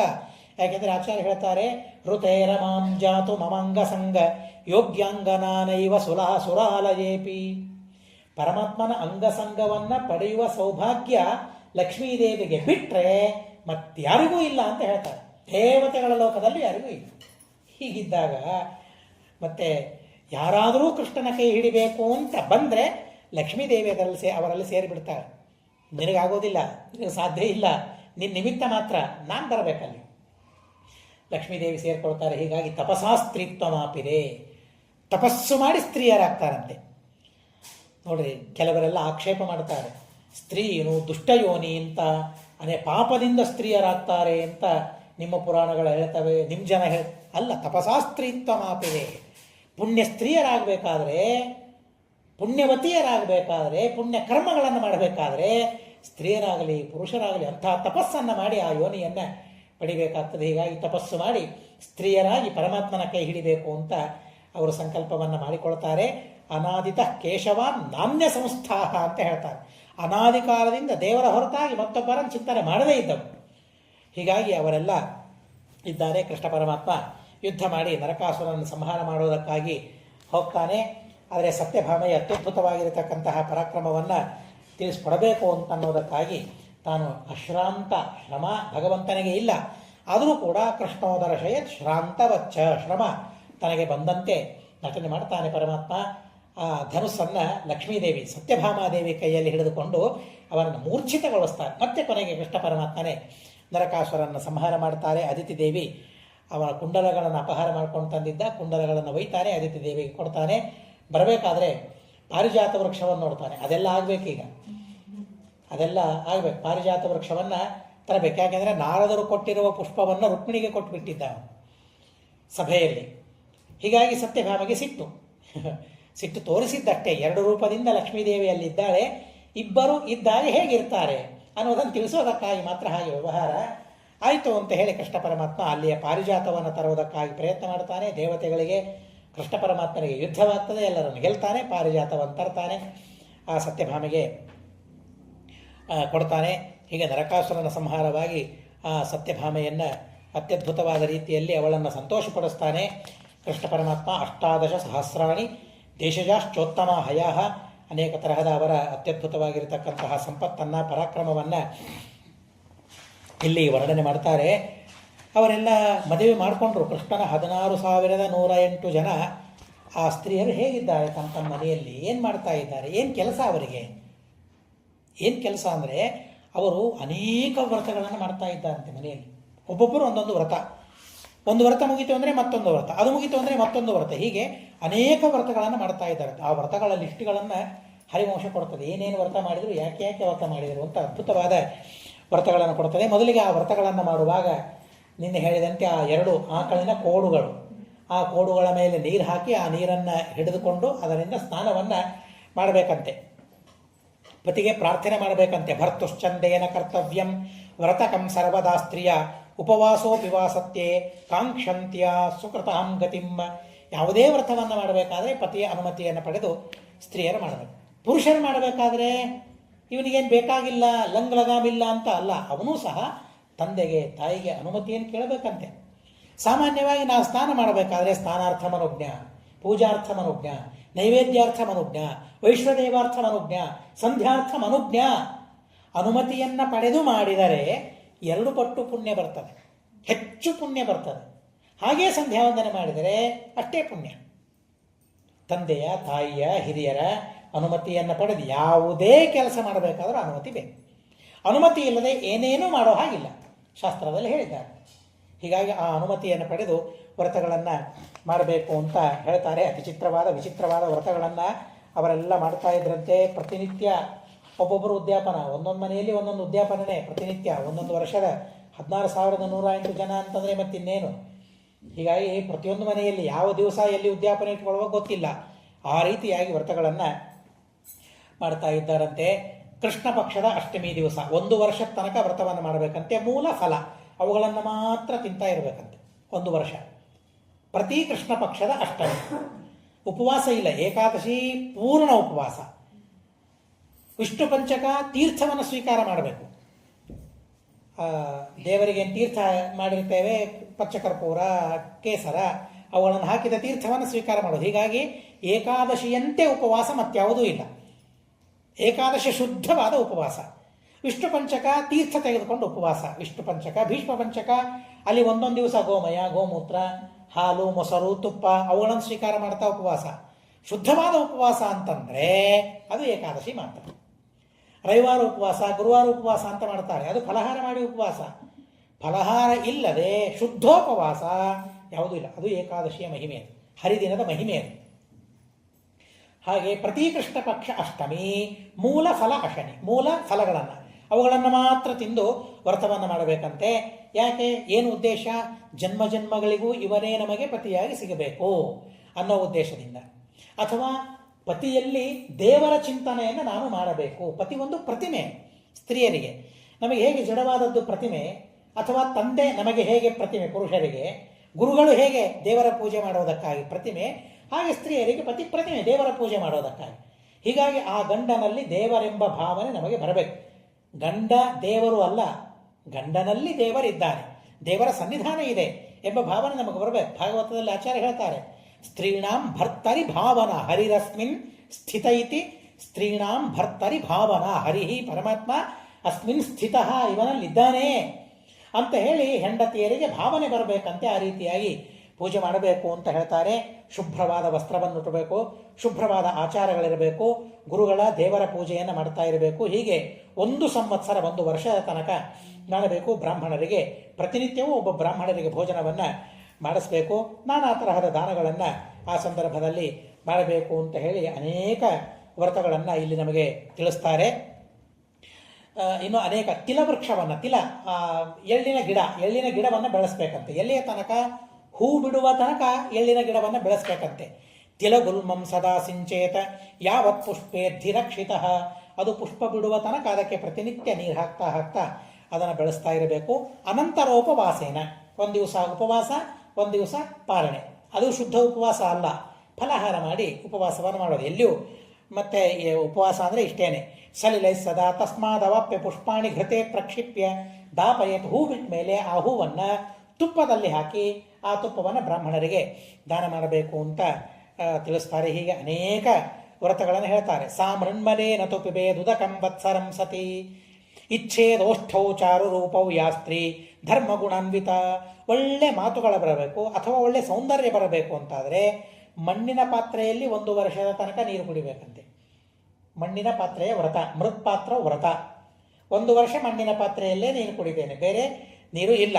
ಹಾಗೆ 1 ವರ್ಷದ ತನಕ ನೀರು ಕುಡಿಬೇಕು. ಪ್ರತಿ ನವಮಿಯ ದಿವಸ ಅಯಾಚಿತ ಭೋಜನ, ಯಾಚನೆ ಮಾಡೋ ಹಾಗಿಲ್ಲ. ಯಾರಾದರೂ ಅವತ್ತು ತಂದು ಕೊಟ್ಟರೆ ಊಟ ಮಾಡೋದು, ತಂದು ಕೊಡಲಿಲ್ಲ ಅಂದರೆ ಊಟ ಇಲ್ಲ. ಹೀಗೆ ಅಯಾಚಿತ ವ್ರತವನ್ನು ಪ್ರತಿ ನವಮಿ ದಿವಸ ಮಾಡೋದು. ಆಮೇಲೆ ಸೂರ್ಯ ಇದ್ದಾಗ ಮಾತ್ರ ಭೋಜನ. ಸೂರ್ಯನ ಬಿಸಿಲು ಯಾವ ಆಹಾರದ ಮೇಲೆ ಬೀಳ್ತದೆ ಆ ಆಹಾರ ಮಾತ್ರ ಭೋಜನ. ಅಂದರೆ ಇಡೀ ಹಗಲೆಲ್ಲ ತಿಂತಾ ಇರೋದು ಅಂತ ಅರ್ಥ ಅಲ್ಲ. ಒಂದೇ ಹೊತ್ತು ಸೂರ್ಯ ಇರುವಾಗ ಮಾತ್ರ ಭೋಜನ. ನಕ್ತ ಭೋಜನ, ಚಂದ್ರನ ಆ ಕಿರಣಗಳಿಂದ ಪೂತವಾದ ಆಹಾರವನ್ನು ಸ್ವೀಕಾರ ಮಾಡೋದು. ರಾತ್ರಿ ಒಂದೇ ಒಂದು ಭೋಜನ. ಹೀಗೆ ನಕ್ತ ವ್ರತ, ದಿನವ್ರತ, ಹೀಗೆ ವ್ರತಗಳನ್ನು ಅನೇಕ ವ್ರತಗಳನ್ನು ಹೇಳ್ತಾರೆ. ಮಧುರಾಂ ವಾಚಮಿಚ್ಛಂತೀಂ, ಒಳ್ಳೆ ಮಾತು ಬರಬೇಕು ನಮಗೆ. ಅದಕ್ಕೊಂದು ವ್ರತ ಹೇಳಿದ್ದಾರೆ, ಮಾಡಲಿಕ್ಕಾಗೋದಿಲ್ಲ, ಮಾಡಬಹುದು, ಅನೇಕ ಜನ ಮಾಡ್ತಾರೆ. ಮಧುರಾಂ ವಾಚಮಿಚ್ಛಂತೀಂ, ಮಾತಾಡಿದರೆ ದೇವರ ಬಗ್ಗೆ ಮಾತಾಡಬೇಕು, ಒಳ್ಳೆ ಮಾತುಗಳು ಬರಬೇಕು, ಕೆಟ್ಟ ಮಾತು ಬರಬಾರದು, ಬೈಬಾರದು, ಯಾರ ನಿಂದೆಯನ್ನು ಮಾಡಬಾರ್ದು, ಕೆಟ್ಟ ಅಪಶಬ್ದಗಳು ಬಾಯಲ್ಲಿ ಬರಬಾರದು, ಸರ್ವಥಾ ಬರಬಾರದು. ಸಾಮಾನ್ಯವಾಗಿ ಅನೇಕ ಕಡೆಗೆ ನಾವು ನೋಡ್ತೇವೆ, ಶೂದ್ರರಿರ್ಬೋದು ಅಥವಾ ಬೇರೆ ಬೇರೆ ಜನ ಇರ್ಬೋದು. ಅಲ್ಲಿ ಯಾರಾದರೂ ಅಪಶಬ್ದಗಳನ್ನು ಆಡಲಿಲ್ಲ ಅಂದರೆ ಇದೇ ನೀನು ಬ್ರಾಹ್ಮಣರಂಗೆ ಮಾತಾಡ್ತಾ ಇದ್ದೀಯಲ್ಲ ಅಂತ ಅಂತಾರೆ. ಆದರೆ ಅಪಶಬ್ದಗಳನ್ನು ಬರಲಿಲ್ಲ ಅಂದರೆ ಬ್ರಾಹ್ಮಣ ಅಂತ ಗುರುತಿಸ್ಕೊಳ್ಳೋ ಜನ ಇವತ್ತೂ ಇದ್ದಾರೆ. ಕೆಟ್ಟ ಶಬ್ದಗಳು ಬಂತು ಅಂತಾರೆ, ಏನು ಶೂದ್ರನ ಹಾಗೆ ಮಾತಾಡ್ತಾ ಇದೆಯಲ್ಲ. ಆದರೆ ಶೂದ್ರ ಅಪಶಬ್ದಗಳನ್ನು ಆಡಬೇಕು ಅಂತ ಅಭಿಪ್ರಾಯವಲ್ಲ, ಆದರೆ ಸುಳ್ಳು ಆಡಬಹುದು ಅವರು, ಆದರೆ ಬ್ರಾಹ್ಮಣರು ಮಾತ್ರ ಸುಳ್ಳಾಡಬಾರ್ದು. ಇಲ್ಲಿ ಹಾಗೆ ಆ ಶುದ್ಧವಾದ ಮಾತು ಬೇಕು ಅಂತನ್ನೋರು ಲವಣವರ್ಜನವನ್ನು ಮಾಡಬೇಕಂತ, ಉಪ್ಪು ತಿನ್ನಬಾರ್ದು. ಅದು ಹೇಗಾಗ್ತದೆ, ಎಷ್ಟು ಮಾಡಬಹುದು ಅದು ಅಂತಂದರೆ ಸಂವತ್ಸರ ಮಾಡಬಹುದು ಅಥವಾ 1 ತಿಂಗಳು ಮಾಡಬಹುದು. ಹೀಗೆ 1 ವರ್ಷ 1 ತಿಂಗಳು ಸಾಮಾನ್ಯವಾಗಿ ಅನೇಕರು ಮಾಡ್ತಾರೆ. ಚಾತುರ್ಮಾಸದಲ್ಲಿ 1 ತಿಂಗಳು 2 ತಿಂಗಳು 4 ತಿಂಗಳು ಆ ಉಪ್ಪನ್ನು ಬಿಟ್ಟು ವ್ರತವನ್ನು ಮಾಡೋರು ಇವತ್ತಿಗೂ ಇದ್ದಾರೆ, ಈಗೂ ಇದ್ದಾರೆ. ಆದರೆ ನಮ್ಮ ಕಡೆಯಿಂದ ಸಾಧ್ಯವಾಗೋದಿಲ್ಲ. ಸಂವತ್ಸರಂಬ ಮಾಸಂಬ ಪ್ರಯಚ್ಛೆ ಲವಣಂ ತತಃ. ಉಪ್ಪಿಲ್ಲ ಅಂತಂದರೆ ಇನ್ನೊಂದು ಸ್ವಲ್ಪ ಹಾಕ್ಕೊಳ್ಬೇಕು, ಹೆಚ್ಚಾದರೂ ಪರವಾಗಿಲ್ಲ ಸ್ವಲ್ಪ, ಆದರೆ ಬೇಕದು. ಉಪ್ಪಿಲ್ಲ ಅಂತಂದರೆ ಊಟ ಏನು ಅಂತ ನಾವಂತೇವೆ. ಹಾಗೆ ಯಾರು ಲವಣ ವ್ರತವನ್ನು ಮಾಡ್ತಾರಲ್ಲ, ಮಾತು ಮಧುರವಾಗ್ತದೆ ಅಂತ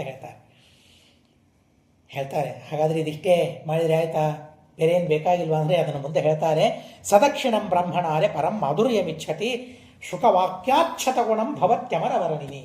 ಗಿಳಿ ಮಾತು ಅಂತ ನಾವು ಕೇಳ್ತೀವ, ಕೇಳಿದರೆ ಇಂಪಾಗಿ ಇರ್ತದೆ, ಅದಕ್ಕಿಂತಲೂ 100 ಪಟ್ಟು ಹೆಚ್ಚು ಮಧುರ ಅವನ ಮಾತಾಗ್ತದಂತೆ ಅಂತ ಅದ್ಭುತವಾದ ಹೇಳ್ತಾರೆ. ಇನ್ನು ಮನೆಯಲ್ಲಿ ಹೇಗಿರಬೇಕು, ಸಮ್ಮಾರ್ಜನಂ ಗೃಹೇ ಚೈವ ಕರೋತು ಪತಿದೇವತಾ.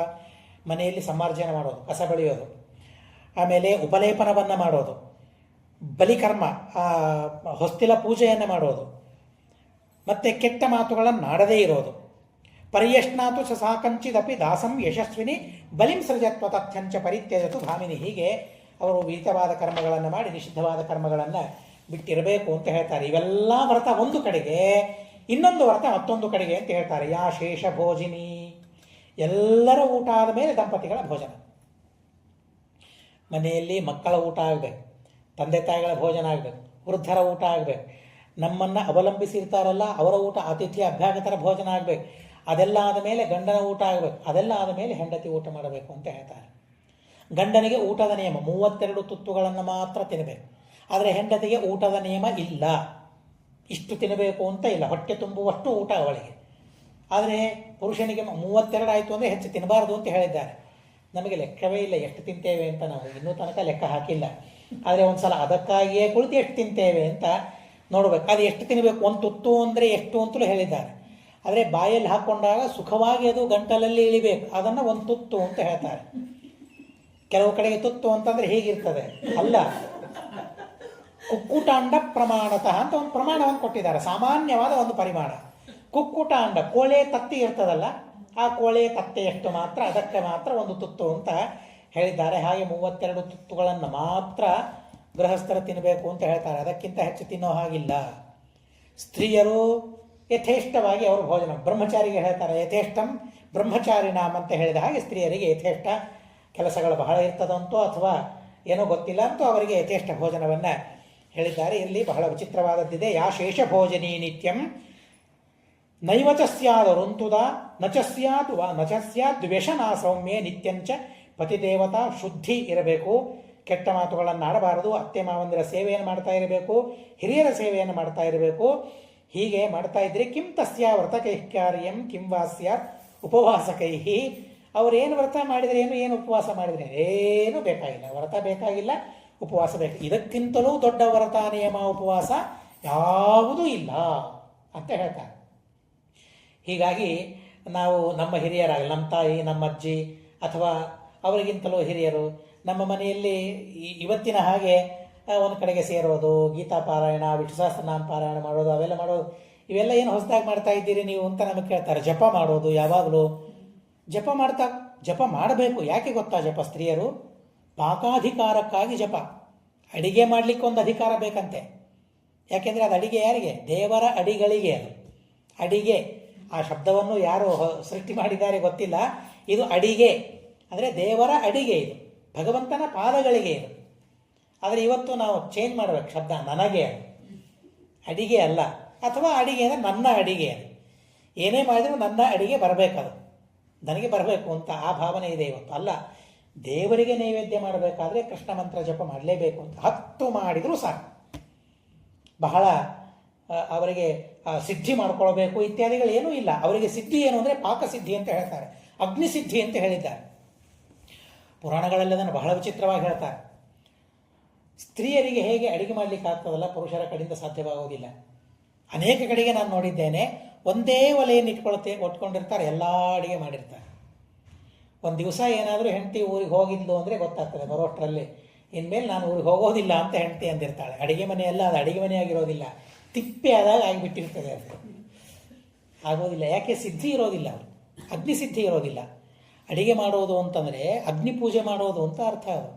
ಅದು ದೇವರ ಪೂಜೆಗೆ ಅದು. ಈಗ ಅಗ್ನಿಸಿದ್ಧಿ ಅವರಿಗೆ ಆಗ್ತದೆ ಅಂತ ಹೇಳ್ತಾರೆ. ಹೀಗಾಗಿ ಇದಿದ್ದಾಗ, ಇವೆಲ್ಲ ಇದ್ದಾಗ ಈ ವ್ರತ, ನಿಯಮ, ಉಪವಾಸ, ಪಾರಾಯಣ, ಪುಣ್ಯಕಥೆ ಇವೇನೂ ಬೇಕಾಗಿಲ್ಲ ಅಂತ ಹೇಳ್ತಾರೆ. ಅಂಥ ಅದ್ಭುತವಾಗಿರತಕ್ಕಂತಹ ವ್ರತ ಇದು. ಇದೆಲ್ಲ ವ್ರತಗಳನ್ನು ಯಾರು ಮಾಡಿದರು? ರುಕ್ಮಿಣಿ ವ್ರತಕಂ ಚಕ್ರೇ ದೃಷ್ಟ್ವಾ ವ್ರತಕ ವಿಸ್ತರಂ.